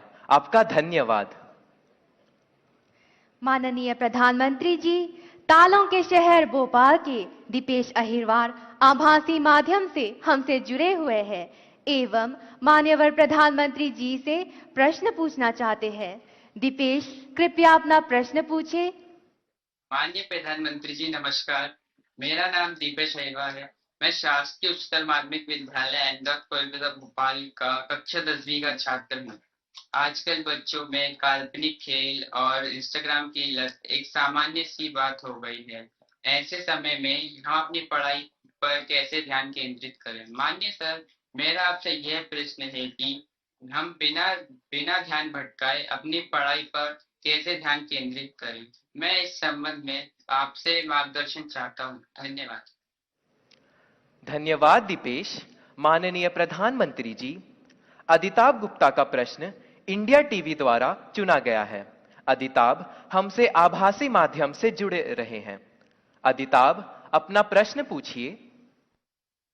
मेरा नाम अदिताभ गुप्ता है। मैं 10th क्लास में पढ़ता हूँ।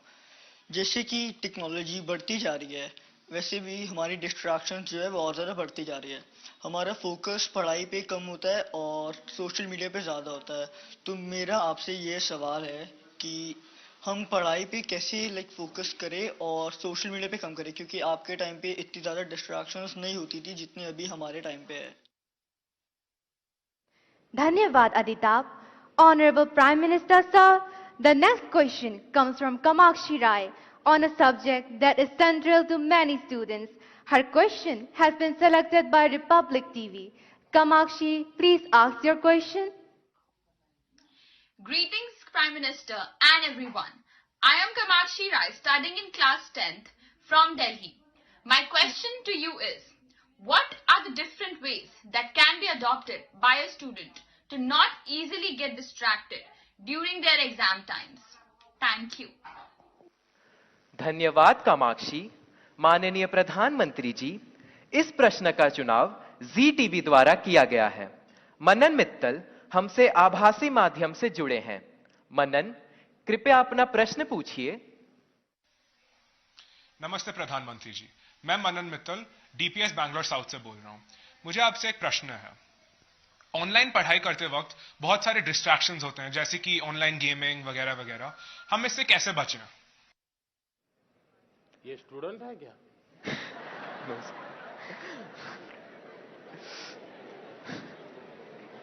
वो गैजेट में ही खोते रहते होगे। धन्यवाद मनन। माननीय प्रधानमंत्री जी, दीपेश, अदिताभ, कामाक्षी एवं मनन परीक्षा में आने वाले व्यवधान पर और इससे कैसे बाहर निकलें, इस विषय पर आपसे मार्गदर्शन चाहते हैं। कृपया मार्गदर्शन करें माननीय प्रधानमंत्री जी।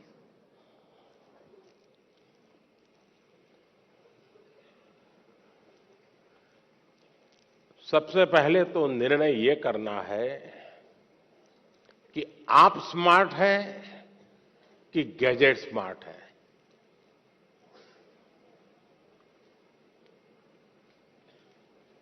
कभी कभी तो लगता है कि आप अपने से भी ज्यादा गैजेट्स को ज्यादा स्मार्ट मान लेते हैं और गलती वहीं से शुरू हो जाती है। आप विश्वास करिए, परमात्मा ने आपको बहुत शक्ति दी है, आप स्मार्ट हैं। गैजेट आपसे स्मार्ट नहीं हो सकता है। आपकी जितनी स्मार्टनेस ज्यादा होगी, उतना गैजेट का सही उपयोग आप कर पाएंगे। वो एक इंस्ट्रूमेंट है जो आपकी गति में नई तेजी लाता है। ये अगर हमारी सोच बनी रही तो मैं समझता हूं कि शायद आप उससे छुटकारा पाएंगे। दूसरा, देश के लिए बहुत बड़ी चिंता का विषय है जी। मुझे कोई बता रहा था कि भारत में एवरेज 6 घंटे लोग स्क्रीन पे लगाते हैं। 6 घंटे। अब जो इसका बिजनेस करते हैं उनके लिए तो खुशी की बात है। जब मोबाइल फोन पर टॉक टाइम होता था तो टॉक टाइम में कहते हैं कि उस समय एवरेज 20 मिनट जाती थी, लेकिन जब से स्क्रीन और उसमें से रील, क्या होता है, एक बार शुरू करने के बाद निकलते हैं क्या उसमें से बाहर? क्या होता है? नहीं बोलेंगे। अच्छा, आप लोग कोई रील देखते नहीं है? नहीं देखते हैं ना?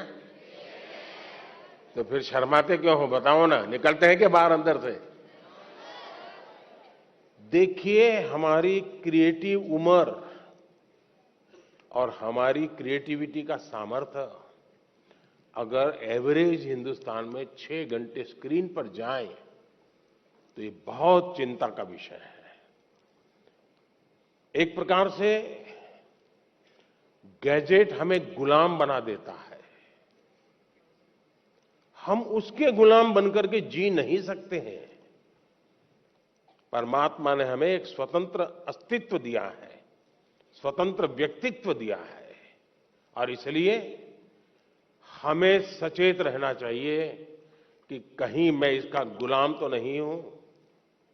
आपने देखा होगा, आप कभी भी देखे होंगे, मेरे हाथ में कभी कोई मोबाइल फोन शायद आप रेयरली कभी देखा होगा, रेयरली। मैंने क्यों अपने आप को संभाल के रखा हुआ है? जबकि मैं एक्टिव बहुत हूं, लेकिन उसके लिए समय मैंने तय किया हुआ है। उस समय के बाहर मैं ज्यादा नहीं करता हूं। और इसलिए लोग तो मैंने देखा है, अच्छी मीटिंग चल रही है, बहुत अच्छी, और थोड़ा सा वाइब्रेशन आया तो ऐसे निकाल के देखता है। मैं समझता हूं कि हमने खुद ने कोशिश करनी चाहिए कि हम इन गैजेट्स के गुलाम नहीं बनेंगे। मैं एक स्वतंत्र व्यक्तित्व हूं, मेरा स्वतंत्र अस्तित्व है, और उसमें से जो मेरे काम की चीज है उस तक ही मैं सीमित रहूंगा। मैं टेक्नोलॉजी का उपयोग करूंगा, मैं टेक्नोलॉजी से भागूंगा नहीं, लेकिन मैं उसकी उपयोगिता और आवश्यकता अपने मुताबिक करूंगा। अब मान लीजिए आपने ऑनलाइन डोसा बनाने की बढ़िया रेसिपी पढ़ ली, घंटा लगा दिया, कौन कौन से इंग्रेडिएंट्स होते हैं वो भी कर लिया, पेट भर जाएगा क्या? भर जाएगा क्या? नहीं भरेगा ना? उसके लिए तो डोसा बना के खाना पड़ेगा ना। और इसलिए गैजेट जो परोसता है वो आपको पूर्णता नहीं देता है। आपके भीतर का सामर्थ्य, अब आपने देखा होगा पहले के जमाने में बच्चे बड़े आराम से पहाड़ा कर देते थे, पहाड़ा बोलते हैं ना, हैं? और बड़े आराम से बोलते थे। और मैंने देखा है कि जो भारत के बच्चे विदेश जाते थे ना, तो विदेश के लोगों को बड़ा आश्चर्य होता था कि ये कैसे इतना पहाड़ा बोल देता है। अब उसको कुछ लगता नहीं था। अब आप देखिए धीरे धीरे क्या हाल हो गया है। हमें पहाड़ा बोलने वाला बच्चा ढूंढना पड़ता है। क्यों? उसको अब आ गया है, हो गया। यानी हम अपनी क्षमता खो रहे हैं। हमें अपनी क्षमता खोए बिना क्षमता को आगे बढ़ाना, ये हमें कॉन्शियसली प्रयास करना पड़ेगा। अदरवाइज धीरे धीरे धीरे करके वो विधा खत्म हो जाएगी। हमारी कोशिश होनी चाहिए कि हम अपने आप को लगातार टेस्ट करते रहें, मुझे ये आता है कि नहीं आता है। वरना तो आजकल तो आर्टिफिशियल इंटेलिजेंस के इतने प्लेटफॉर्म आए हैं कि आपको कुछ करने की जरूरत नहीं है। उस प्लेटफॉर्म पे जाकर के चैट पर चले जाएंगे तो आपको दुनिया भर की चीजें बता करके दे देता है वो। अब तो गूगल से भी एक स्टेप आगे चला गया है। अगर आप उसमें फंस गए तो आपकी क्रिएटिविटी खत्म हो जाएगी। और इसलिए मेरा तो आग्रह रहेगा कि आप दूसरा, हमारे यहां आरोग्य का जो शास्त्र है पुरातन भारत में आरोग्य का, उसमें उपवास की परंपरा होती है कि कुछ जरा ऐसा लगता है तो ऐसा करो, आप फास्टिंग करो। कुछ हमारे देश में कुछ रिलीजियस रिचुअल्स में भी होता है फास्टिंग करो। अब वक्त बदल चुका है तो मैं आपको कहूंगा, क्या आप हफ्ते में कुछ दिन या दिन में कुछ घंटे ये टेक्नोलॉजी का फास्टिंग कर सकते हैं क्या? कि उतने घंटे उसकी तरफ जाएंगे ही नहीं।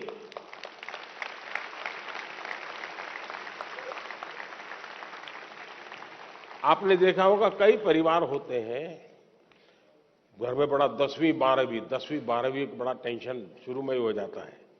सारे कार्यक्रम तय करते हैं परिवार वाले, नहीं भाई अगली साल कुछ नहीं है, वो 10वीं में है, वो अगली साल कुछ नहीं है, वो 12वीं में है। ऐसा ही चलता है घर में। और फिर टीवी पे भी कपड़ा लगा देते हैं, हाँ नो टीवी, क्यों? एग्जाम है, 10वीं के एग्जाम है, 12वीं के एग्जाम है।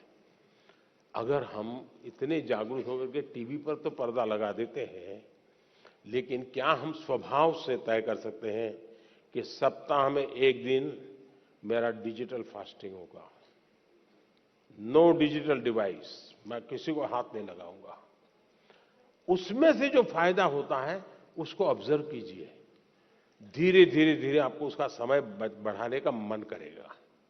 उसी प्रकार से हमने देखा है कि परिवार हमारे तो छोटे होते जा रहे हैं और परिवार भी इस डिजिटल दुनिया में फंस रहे हैं। एक ही घर में माँ, बेटा, बहन, भाई, पापा सब रह रहे हैं और एक ही कमरे में वो उसको व्हाट्सएप कर रहा है। मैं आपकी ही बात बता रहा हूं ना, माँ भी पापा को व्हाट्सएप करेगी।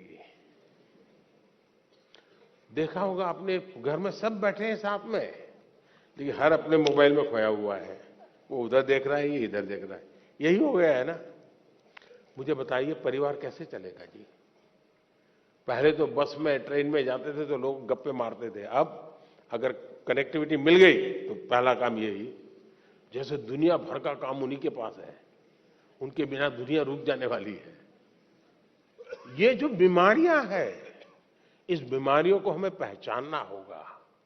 हम अगर इन बीमारियों को पहचानेंगे तो हम बीमारियों से मुक्त हो सकते हैं। और इसलिए मेरा आग्रह है, घर में भी क्या आप एक एरिया तय कर सकते हैं क्या? परिवार में जाके आज ही तय कीजिए, एक एरिया तय करिए। ये एरिया जो है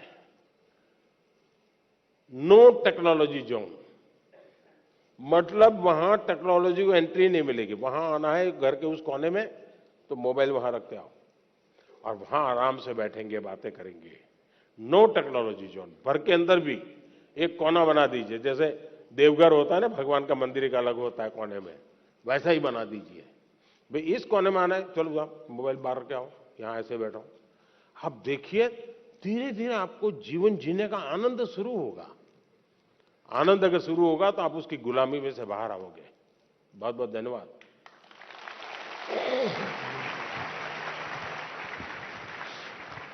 Thank you, Honorable Prime Minister, sir, for sharing such light-hearted mantra of digital fasting to tackle challenging situations in such an easy manner.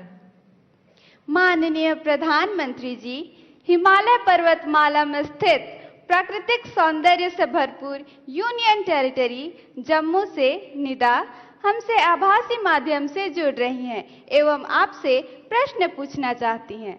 Nida अपना प्रश्न पूछे। Honorable Prime Minister Sir, Namaskar.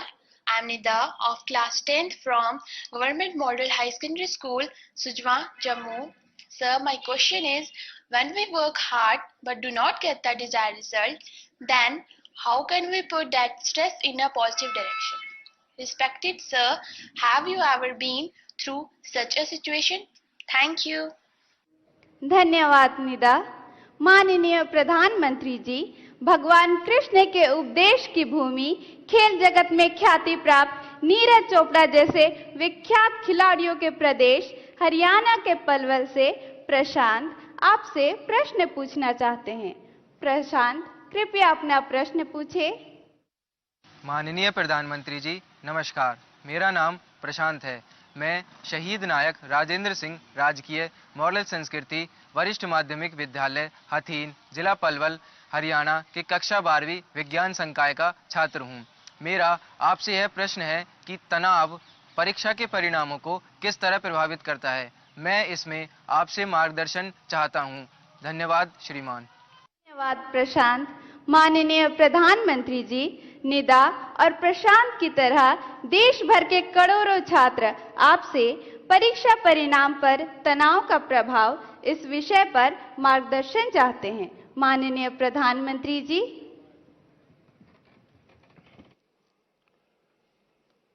देखिए, परीक्षा के जो परिणाम आते हैं उसके बाद जो तनाव है उसका मूल कारण, एक तो हमने परीक्षा देकर के जब घर आए तो घर के लोगों को ऐसे पाठ पढ़ाए कि मेरा तो शानदार पेपर गया है, मेरा तो बिल्कुल 90 तो पक्का है और बहुत अच्छा करके आया हूं। तो घर के लोगों का एक मन बन जाता है और हमको भी लगता है कि वो गाली खानी ही है तो महीने भर के बाद खाएंगे, अभी तो बता दो उनको। और उसका परिणाम ये आता है कि वैकेशन का जो टाइम होता है, परिवार ने मान लिया होता है कि तुम सच बोल रहे हो और तुम अच्छा रिजल्ट लाने ही वाले हो, ऐसा मान लेते हैं। वो अपने दोस्तों को बताना शुरू कर देते हैं, नहीं इस बार तो बहुत अच्छा किया उसने और बहुत मेहनत करता था, अरे कभी खेलने नहीं जाता था, कभी रिश्तेदार के यहाँ शादी में, वो अपना जोड़ते रहते हैं जैसा मेरा बड़ा। और एग्जाम का रिजल्ट आने तक तो उन्होंने ऐसा माहौल बना दिया होता है कि बस ये तो फर्स्ट सेकंड के पीछे रहेगा ही नहीं। और जब रिजल्ट आता है 40-45 मार्क, फिर तूफान खड़ा हो जाता है। और इसलिए पहली बात है कि हम सच्चाई से मुकाबला करने की आदत छोड़नी नहीं चाहिए। हम कितने दिन तक झूठ के सहारे जी सकते हैं? स्वीकार करना चाहिए, हाँ मैं आज गया लेकिन मैं एग्जाम ठीक से नहीं गई मेरी, मैंने कोशिश की थी, अच्छा नहीं हुआ। अगर पहले से ही आप कह देंगे और मान लीजिए 5 मार्क ज्यादा आ गए, तो आपने देखा होगा घर में तनाव नहीं होगा। वो कहेंगे अरे तू तो कहता था बहुत खराब गया, तुम तो अच्छे मार्क लेके आए हो। स्टैंडर्ड जो मानदंड है ना, वो सेट हो जाता है, उससे अच्छा दिखता है। इसलिए आपको, दूसरा है तनाव का कारण, आपके दिमाग में आपके दोस्त भरे रहते हैं। वो ऐसा करता है तो मैं ऐसा करूंगा, वो ऐसा करता है तो मैं ऐसा करूंगा। क्लास में कोई बहुत ही होनहार बच्चा होता है, हम भी होनहार होते हैं, 19-20 का फर्क होता है। दिन रात हम उस कंपटीशन के भाव में जीते हैं। तनाव का ये भी एक कारण होता है। हम अपने लिए जिए, अपने में जिए, अपनों से सीखते हुए जिए। सीखना सबसे चाहिए, लेकिन अपने भीतर के सामर्थ्य पर बल देना चाहिए। अगर ये हम करते हैं तो तनाव से मुक्ति की संभावनाएं बढ़ जाती है। दूसरा, जीवन की तरफ हमारी सोच क्या है। जिस दिन हम मानते हैं कि ये एग्जाम गई मतलब जिंदगी गई, फिर तो तनाव शुरू होना ही होना है। जीवन किसी एक स्टेशन पर रुकता नहीं है जी। अगर एक स्टेशन छूट गया तो दूसरी ट्रेन आएगी, दूसरे बड़े स्टेशन पे ले जाएगी। अब चिंता मत कीजिए।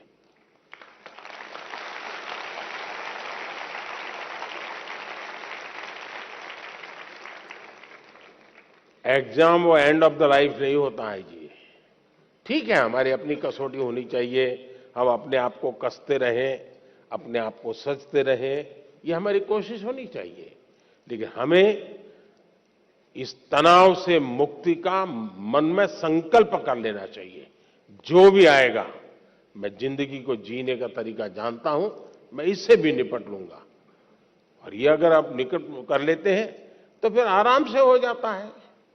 और इसलिए मैं समझता हूं कि इस प्रकार के परिणाम के तनाव को कभी कभी उतना मन में लेने की आवश्यकता नहीं है जी। धन्यवाद।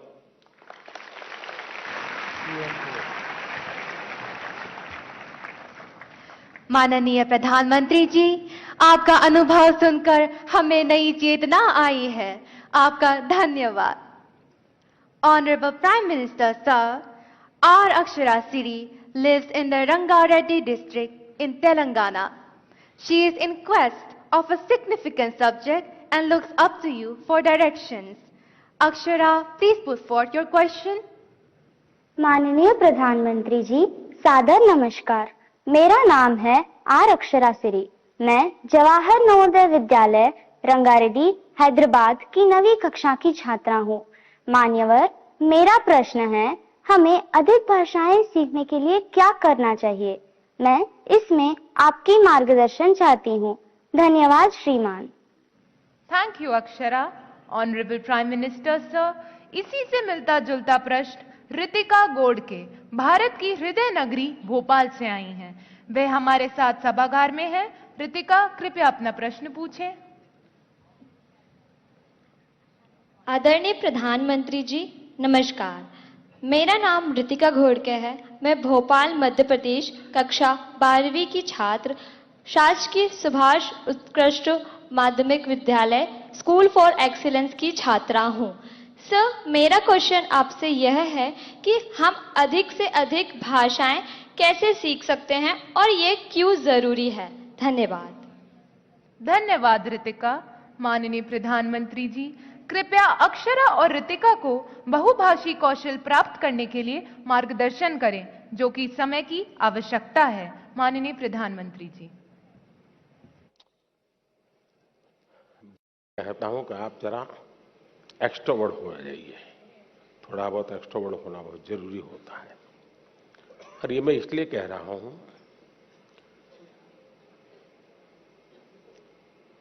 भारत विविधताओं से भरा हुआ देश है।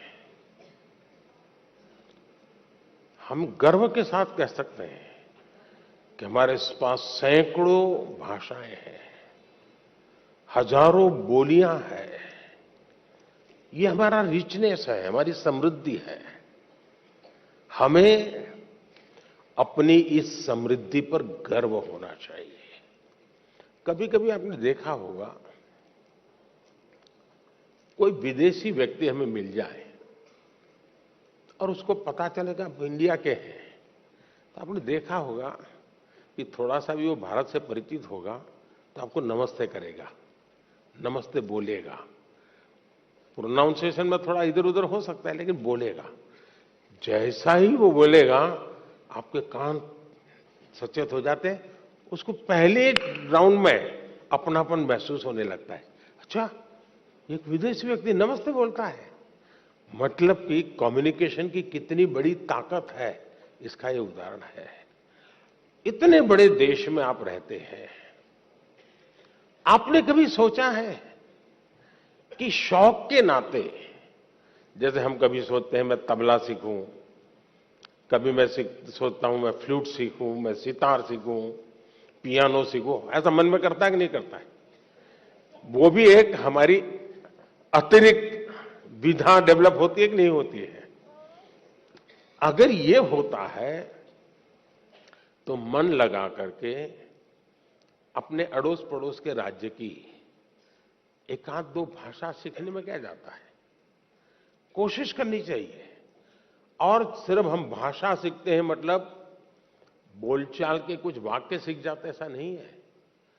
हम वहां के अनुभवों का निचोड़ जो होता है, एक एक भाषा की जब अभिव्यक्ति होना शुरू होती है ना, तो उसके पीछे हजारों साल की एक अविरत अखंड अविचल एक धारा होती है, अनुभव की धारा होती है, उतार चढ़ाव की धारा होती है, संकटों का सामना करते हुए निकली हुई धारा होती है। और तब जाकर के एक भाषा अभिव्यक्ति का रूप लेती है। हम एक भाषा को जब जानते हैं तब आपको उस हजारों साल पुरानी दुनिया में प्रवेश करने का द्वार खुल जाता है। और इसलिए बिना बोझ बनाए हमें भाषा सीखनी है। मैं कभी कभी हमेशा मुझे दुख होता है, बहुत दुख होता है। हमारे देश में कहीं पर कोई एक अच्छा स्मारक हो पत्थर का बना हुआ और कोई हमें कहे कि ये 2000 साल पुराना है, तो हमें गर्व होता है कि नहीं होता है? इतना बढ़िया चीज 2000 साल पहले थी, होता है कि नहीं होता है? किसी को भी गर्व होगा। फिर ये विचार नहीं आता है कि किस कोने में है। अरे भाई 2000 साल पहले का ये व्यवस्था है, कितना बढ़िया बनाया है, हमारे पूर्वजों को कितना ज्ञान होगा। अब मुझे बताइए, दुनिया की सबसे पुरातन भाषा, दुनिया की सबसे पुरातन, सिर्फ हिंदुस्तान की नहीं, दुनिया की सबसे पुरातन भाषा जिस देश के पास हो, उस देश को गर्व होना चाहिए कि नहीं होना चाहिए?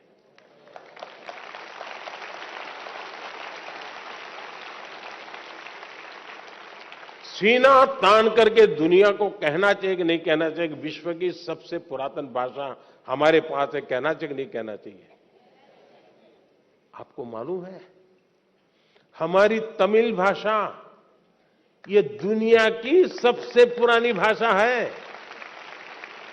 पूरी दुनिया की।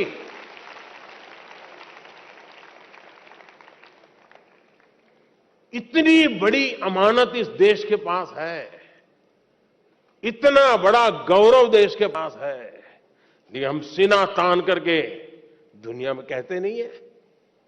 मैं पिछली बार जब यूनो में मेरा भाषण था तो मैंने जानबूझकर कुछ तमिल बातें बताई, क्योंकि मैं दुनिया को बताना चाहता था मुझे गर्व है कि तमिल भाषा दुनिया की श्रेष्ठ भाषा, दुनिया की सबसे पुरानी भाषा ये मेरे देश की है।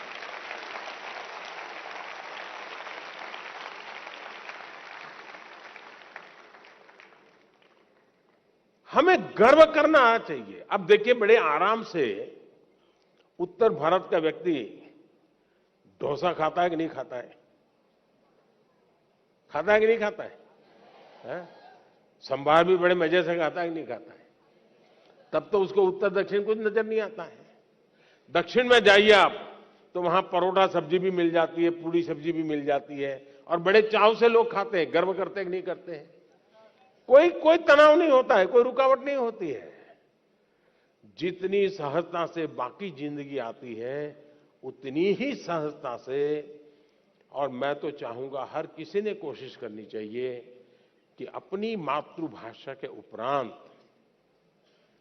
भारत की कोई न कोई भाषा, कुछ तो सेंटेंसेस आने चाहिए। आप देखिए कि आपको आनंद आएगा जब ऐसे व्यक्ति को मिलोगे और 2 वाक्य भी अगर आप उसकी भाषा में बोलोगे, एकदम अपनापन हो जाएगा। और इसलिए भाषा को बोझ के रूप में नहीं। अब मुझे याद है, मैं जब बहुत साल पहले की बात थी, सामाजिक काम में लगा था, तो मैंने एक बच्ची को, और मैंने देखा है कि बच्चों में भाषा को कैच करने की बड़ी गजब की ताकत होती है, हड़प कर देते बहुत तेजी से। तो मैं कभी, हमारे यहाँ कैलिको मिल के एक मजदूर परिवार था, अहमदाबाद में। तो मैं कभी उनके यहाँ भोजन के लिए जाता था, तो वहां एक बच्ची थी, वो कई भाषाएं बोलती थी। क्यों?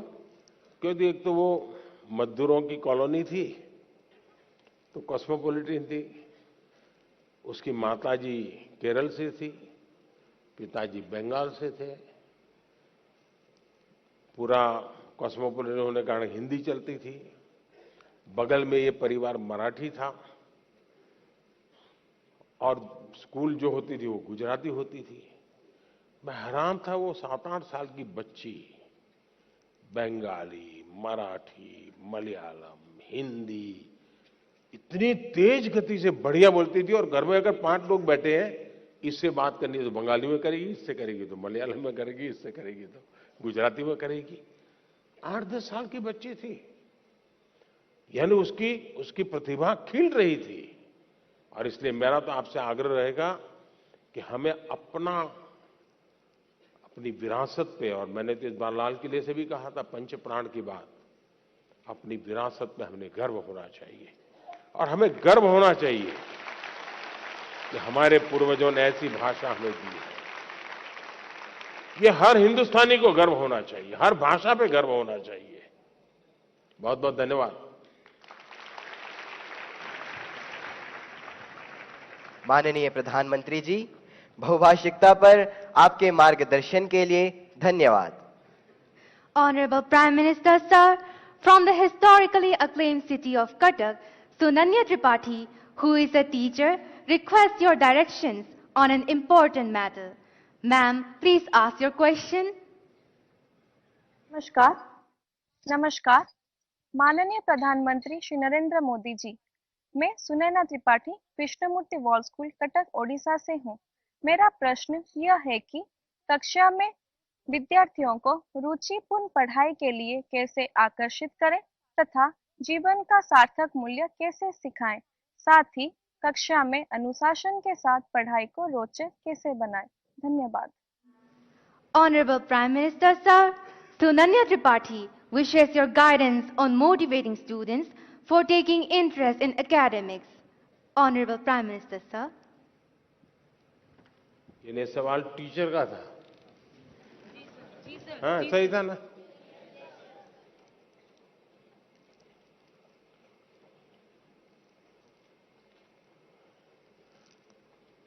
देखिए,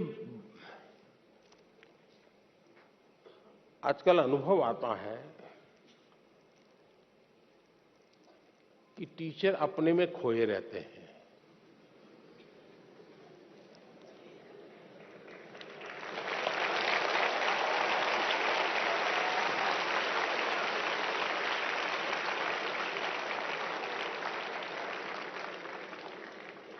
अभी तो मेरे आधा वाक्य बोला, आपने पकड़ लिया।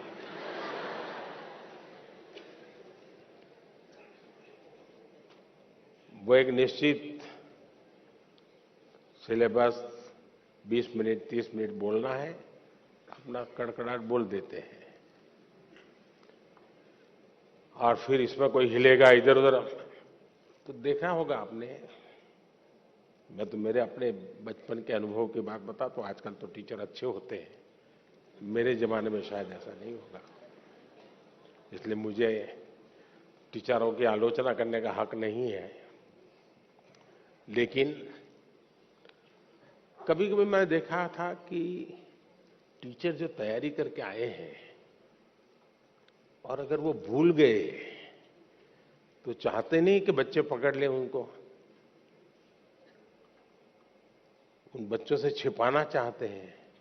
तो वो क्या करते हैं, एक काट की तरफ, ए खड़ा हो जा, क्यों ऐसे बैठा है, क्यों ऐसा कर रहा है, क्यों ढिकना कर रहा है, यानी पूरी 5-7 मिनट उसमें लगा देंगे। इतने में अगर विषय याद आ गया तो गाड़ी वापस आएगी, वरना फिर मानो कोई हंस पड़ा, उसको पकड़ेंगे, क्यों हंसता है तू, यानी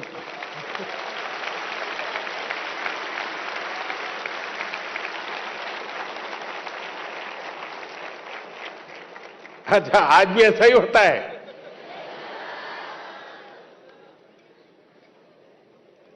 नहीं नहीं, ऐसा नहीं होता होगा। अब तो टीचर बहुत अच्छे होते हैं। आपने देखा होगा टीचर भी अभी मोबाइल फोन पे अपना सिलेबस लेके आता है, मोबाइल देख करके पढ़ाता है, ऐसा करता है ना। और कभी उंगली इधर उधर दब गई तो वो हाथ से निकल जाता है, वो खोदता रहता है, क्योंकि उसने पूरी तरह टेक्नोलॉजी को सीखा नहीं है। जरूरी 2-4 चीजें सीख ली और इधर उधर उंगली अड़ गई तो फिर वो डिलीट हो जाता है या खिसक जाता है, हाथ नहीं लगता है, बड़ा परेशान हो जाता है। सर्दियों में भी पसीना छूट जाता है उसको लगता है कि ये बच्चे, और उसके कारण जिसकी अपनी कमियां होती है उसका एक स्वभाव रहता है दूसरों पर एक्स्ट्रा रौब जमाना, ताकि अपनी कमियां बाहर ना आए। मैं समझता हूं हमारे शिक्षक मित्रों ने विद्यार्थियों के साथ जितना अपनापन बनाएंगे, विद्यार्थी आपके ज्ञान की कसौटी करना नहीं चाहता है जी, ये हमारा भ्रम है। टीचर के मन में होता है कि विद्यार्थी आपको अगर कोई सवाल पूछता है तो आपकी एग्जाम ले रहा है। जी नहीं, अगर विद्यार्थी सवाल पूछता है तो ये मान के चलिए उसके अंदर जिज्ञासा है। आप उसकी जिज्ञासा को हमेशा प्रमोट कीजिए। उसकी जिज्ञासा ही उसकी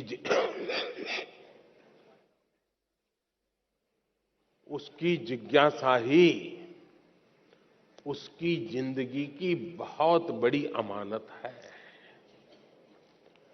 किसी भी जिज्ञासु को चुप मत कीजिए, उसको टोक मत दीजिए, उसको सुनिए, आराम से सुनिए। अगर जवाब नहीं आता है तो आप उसको कहिए, देख बेटे तूने बहुत अच्छी बात कही है और मैं तुम्हें जल्दबाजी में जवाब दूंगा तो अन्याय होगा। ऐसा करो, हम कल बैठते हैं,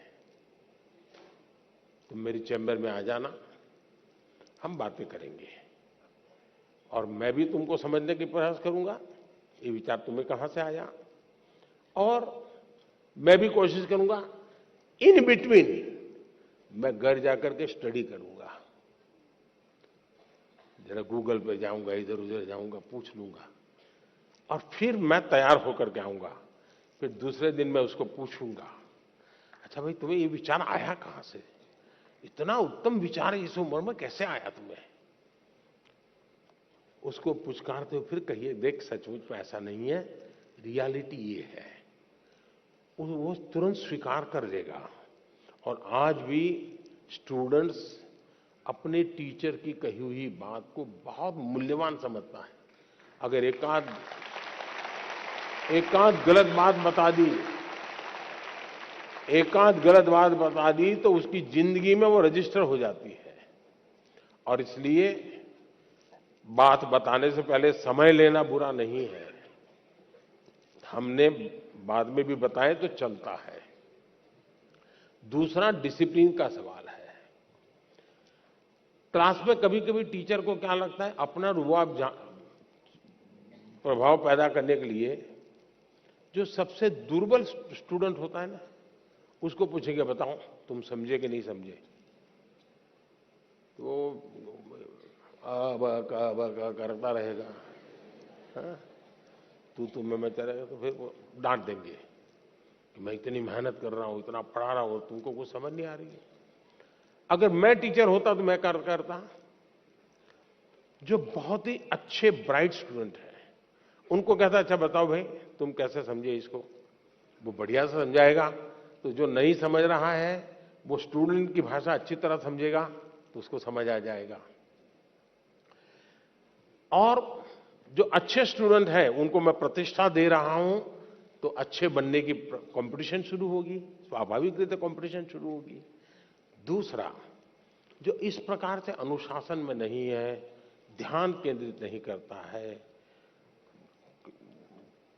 क्लास में भी कुछ न कुछ और एक्टिविटी करता है, टीचर अगर उसको अलग बुला ले, अलग बुला करके बात करे प्यार से बात करें, देख यार कल कितना बढ़िया विषय था, अब तुम खेल रहे थे, अब चलो आज खेलो, मेरे सामने खेलो, तुम्हें भी मजा आएगा, मैं भी देखूं क्या खेलते थे। अच्छा बताओ तुम ये खेलने का काम बाद में करते और तुमने ध्यान दिया हो तो फायदा होता कि नहीं होता? उससे अगर संवाद करते तो उसको एक अपनापन महसूस होता, वो कभी इनडिसिप्लिन नहीं करता जी। लेकिन उसके ईगो को अपने अगर हर्ट किया तो फिर दिमाग फट गएगा। कुछ लोग चतुराई भी करते हैं, चतुराई भी कभी कभी काम आती है। जो सबसे शरारती लड़का होता है उसी को मॉनिटर बना देते हैं, बनाते हैं ना, वो मॉनिटर बन जाता है तो फिर उसको भी लगता है यार मुझे तो थोड़ा ठीक से व्यवहार करना पड़ेगा, तो वो फिर खुद को अपने आप को जरा ठीक करता है और सबको ठीक रखने के लिए अपने आप को एडजस्ट करता है, अपनी बुराइयों को कंट्रोल करने की कोशिश करता है, शिक्षक को प्रिय होने का प्रयास करता है और अल्टीमेटली परिणाम ये आता है उसकी जिंदगी बदल जाती है और उसके माध्यम से क्लासरूम का एनवायरनमेंट भी सुधर जाता है। तो अनेक तरीके हो सकते हैं, लेकिन मैं मानता हूं कि हमें डंडा लेकर के डिसिप्लिन वाले रास्ते नहीं चुनने चाहिए, हमें अपनापन का ही रास्ता चुनना चाहिए। अपना रास्ता चुनेंगे तभी लाभ होगा। बहुत बहुत धन्यवाद। माननीय प्रधानमंत्री जी, इतनी सरलता एवं गहराई से जीवन मूल्यों की प्रेरणा पर आपका कोटि कोटि धन्यवाद।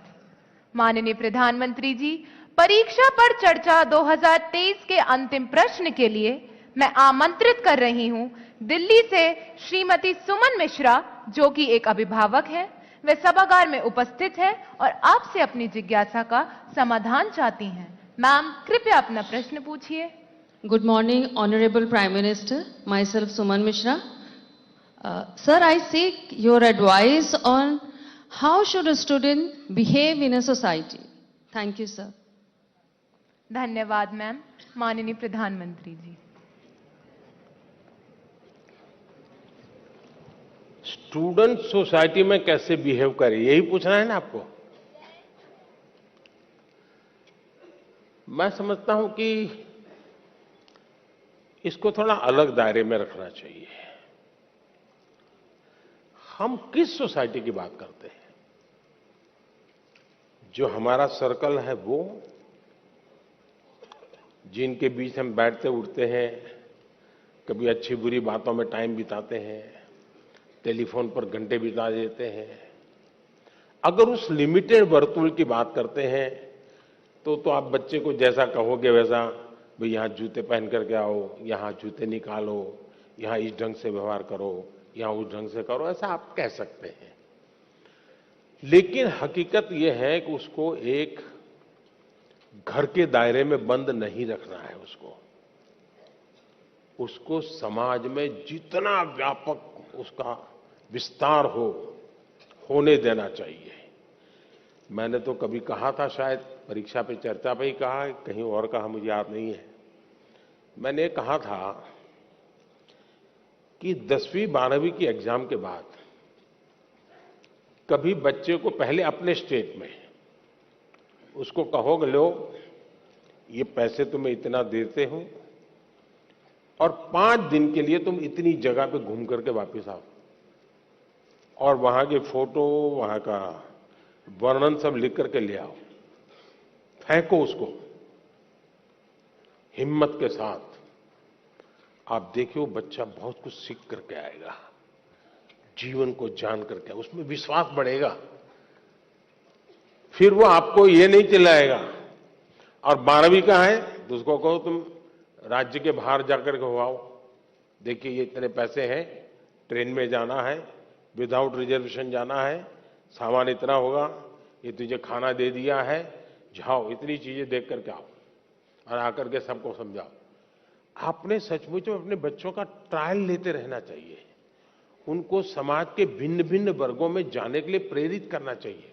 उसको कभी पूछना चाहिए कि भाई तुम्हारी स्कूल में इस बच्चे ने इस बार कबड्डी में अच्छा खेला था, तुम उसको मिले क्या? जाओ उसके घर जाके मिल के आ जाओ। फलाने बच्चे ने विज्ञान मेले में अच्छा काम किया था, तुम जाकर के मिल के आए क्या? अरे जाओ जरा मिल करके आओ। उसको उसका विस्तार करने का उसको आपको अवसर देना चाहिए। उसको आप ऐसा करना चाहिए, वैसा करना चाहिए, ये करना चाहिए, वो नहीं करना चाहिए, कृपा करके उसको बंधनों में मत बांधिए। आप मुझे बताइए, कोई ये फरमान निकाले कि अब पतंगों को, पतंगे बोलते हैं ना, हैं? पतंगों को यूनिफॉर्म पहनाएंगे तो क्या होगा? क्या होगा? कोई लॉजिक है क्या? हमें बच्चों का विस्तार होने देना चाहिए, उनको नए नए दायरे में ले जाना चाहिए, मिलवाना चाहिए, कभी हमें भी ले जाना चाहिए उसको। हमारे यहां छुट्टियों में रहता था कि मामा के घर जाना, फलानी जगह पे जाना। ये क्यों होता था? इसका अपना एक आनंद होता है, उसके एक संस्कार होते हैं, एक जीवन की रचना बनती है। हम अपने दायरे में बच्चों को बंद मत करें। हम जितना ज्यादा उनका दायरा बढ़ाएंगे, हाँ, हमारा ध्यान रहना चाहिए।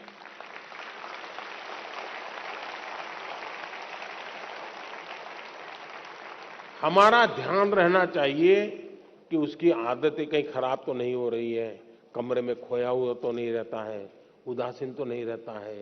पहले भोजन पे बैठता था तो कितनी हंसी मजाक करता था, आजकल हंसी मजाक बंद कर दी, क्या प्रॉब्लम है? माँ बाप को तुरंत स्पार्क होना चाहिए। ये तब होता है जब बच्चों को वो एक अमानत के रूप में ईश्वर ने उसको एक अमानत दी है, इस अमानत का संरक्षण संवर्धन उसका दायित्व है। ये भाव अगर होता है तो परिणाम अच्छे आते हैं। ये भाव अगर होता है मेरा बेटा है, मैं कहूंगा वही करेगा, मैं ऐसा था इसलिए तुझे ऐसा बनना है, मेरी जिंदगी में ऐसा था तेरी जिंदगी में ऐसा होगा, तो फिर बात बिगड़ जाती है। और इसलिए आवश्यकता यही है कि खुलेपन से हमें समाज के विस्तार की तरफ उसको ले जाने का प्रयास करना चाहिए, उसको जीवन की भिन्न भिन्न चीजों में जुड़ने के लिए प्रेरित करना चाहिए।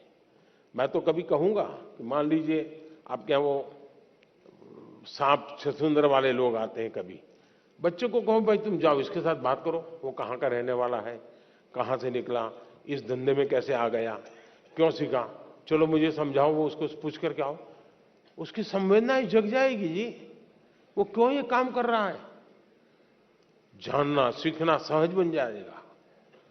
कोशिश करनी चाहिए कि आपके बच्चों का विस्तार ज्यादा हो, वो बंधनों में न बन जाए, उसको खुला आसमान दीजिए, आप उसको अवसर दीजिए, वो समाज में ताकत बन के उभरेगा। बहुत बहुत धन्यवाद।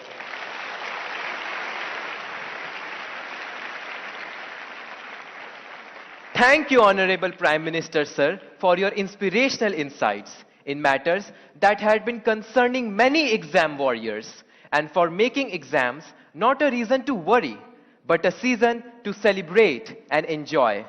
This brings us to the culmination of a spectacular event that was a symphony of inspiration and encouragement, a melody of memories that will forever resonate within our hearts. We extend our deepest thanks and gratitude to the Honorable Prime Minister for gracing this hall with his presence and infusing us with his radiant spirit. प्रधानमंत्री जी द्वारा परीक्षा पे चर्चा ने हमारे जैसे करोड़ों बच्चों की बेचैनी, घबराहट एवं हार मानने की प्रवृत्ति को उत्साह, उमंग एवं सफलता की ललक में बदल दिया है। धन्यवाद माननीय प्रधानमंत्री जी, कोटि कोटि धन्यवाद।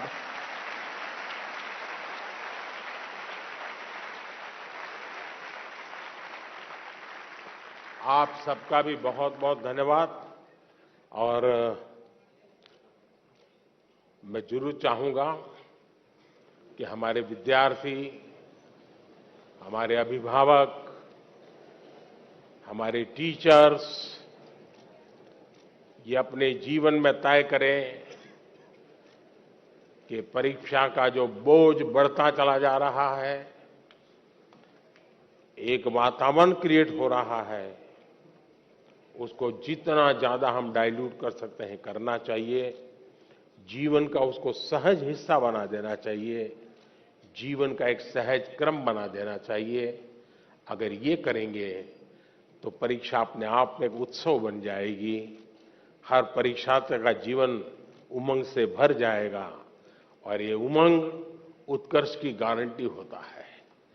उस उत्कर्ष की गारंटी उमंग में है।